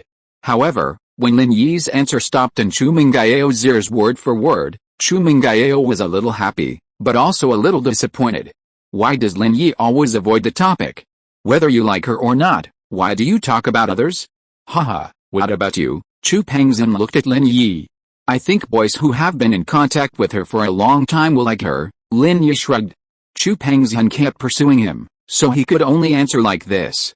"Okay, then I'll put it another way." Chu Pengzhan also saw what Lin Yi was thinking. I want to hand over the future Pengzhan Group to you, and you will carry it forward." Lin Yi now naturally understood what Chu Pengzhan meant. No wonder he had mentioned the group's affairs before, but now that he brought it up again, Lin Yi knew everything. "Uncle Chu, I have a girlfriend." Lin Yi smiled bitterly. "I believe you also know that I just went on a date with her and gave her an engagement ring." "Oh?" Chu Pengzhan was stunned after hearing what Lin Yi said. He didn't expect Lin Yi to be serious about Tang Yun. This is a bit difficult. His daughter can accept Xiao Shu, but can she accept Tang Yun? "Uncle Chu, I know you value me, and I'm grateful for that," Lin Yi said, "but marriage is a matter of life and death, and it still requires the consent of the parties involved. I don't think Yao likes me. Perhaps, at your suggestion, Yao agreed to this matter against her will out of gratitude. This is unfair to her. And it's also unfair to Tang Yun." Lin Yi really didn't think the eldest lady liked him. Gratitude was certainly there, and the jealousy between her and Tang Yun was also instigated by Xiao Shu. In Lin Yi's opinion, the eldest lady's feelings for him were more based on the gratitude for saving her life and the sense of security that living together brought her. Chu Mengyao tears welled up in an instant. "Who said I don't like her? I like her, I do." Chu Mengyao wanted to rush into the house and explain it to Lin Yi, but she couldn't muster the courage. Lin Yi's attitude said it all. He wouldn't give up on Tang Yun. So what else could she say? Would that be self-humiliation? Is she begging Lin Yi to let herself be his concubine and Shen Yushu be his little concubine? Such a thing is something that a young lady cannot do or say. "I think Yao and Tang Yun have a good relationship." Chu Pengzhan did not expect Lin Yi to refuse so firmly. Although Chu Pengzhan was not optimistic about his daughter competing with other girls for Lin Yi, in his opinion, a good man should be loyal, just like himself. However, for the sake of his father's promise and for his daughter's own happiness, Chu Pengzhan's words revealed a hint of compromise. In other words, if Tang Yun and Chu Mengyao didn't care, he wouldn't care either. Lin Yi was stunned. He really couldn't figure it out. What on earth did he have to make Chu Pengzhan look at him with such admiration? From the moment he arrived here, Chu Pengzhan had treated him with great courtesy. It wasn't like the relationship between an employer and an employee at all. Yes, Lin Yi was really puzzled. He didn't know what kind of secrets were hidden in this. The old man didn't say anything, and Chu Pengzhan was vague about it. But Lin Yi felt that there must be something he didn't know about. "Uncle Chu, what do you mean?" Lin Yi looked at Chu Pengzhan in disbelief. Chapter 925 I never liked him. "Xiao Yi, you're a smart man. I think you understand what I mean," Chu Pengzhan said, looking at Lin Yi. "Uncle Chu, why are you so kind to me?" Lin Yi finally couldn't help but ask. "Of course there's some truth to this, but it involves some confidential information, so I can't reveal it for now." Chu Pengzhan also smiled bitterly. His father hadn't told him the specific reason. Chu Pengzhan just remembered that his father told him firmly that if he wanted to see his wife again and wanted the Chu family to be revitalized, then he should let Yao keep Lin Yi. Chu Pengzhan didn't know why his father was so sure. He asked his father, but his father said that some things were not yet the right time. Lin Yi sighed lightly and smiled. "I thank Uncle Chu for his trust and love, but even if I agree, I think Yao will definitely not agree. This time, I am going back to my hometown to find a way to restore my strength. Tang Yun will go back with me. Yao is a rich lady. How can she stand that kind of environment? Thatched hut, public toilet, warm in summer and cool in winter, it's very painful. Besides, I don't want to hurt Tang Yun." This Chu Pengzhan didn't expect Lin Yi to be determined to leave. He wanted to keep Lin Yi and also wanted Lin Yi to stay in Songshan City. Thinking of letting his daughter follow Lin Yi to suffer, Chu Pengzhan was a little embarrassed. "Daughter, can you agree?" After hearing what Lin Yi said, Chu Mengyao really wanted to rush into the room and say to Lin Yi, "I can bear it. Why can't I? If Tang Yun can do it, I can do it too." However, Lin Yi's last words still stopped the young lady in her tracks and stopped the impulse in her heart. Lin Yi didn't want to hurt Tang Yun. Yes, even if he could accept Tang Yun and commit himself to being Lin Yi's little wife, would Tang Yun be willing? Why would she accept him? "Xiao Shu, let's go." Chu Mengyao's first implicit confession to Lin Yi through her father was met with a ruthless rejection. The young lady's fragile heart was hurt. "Sister Yao, brother Arrow seems to like you. Don't you want to try harder?" Chen Yushu saw Chu Mengyao's sadness. "Huh? Who does he think he is? He wants to have 3 wives and 4 concubines? Dream on. Chu Mengyao stomped her feet. Let him go, let him go. Who cares about him? He's just a bodyguard. I'll ask Daddy to find me someone more powerful, 10 times more powerful and 10 times more handsome than him. I don't like him at all. A self-indulgent guy. Oh, Sister Yao, although it feels good to deceive yourself, if you want to cry, then cry.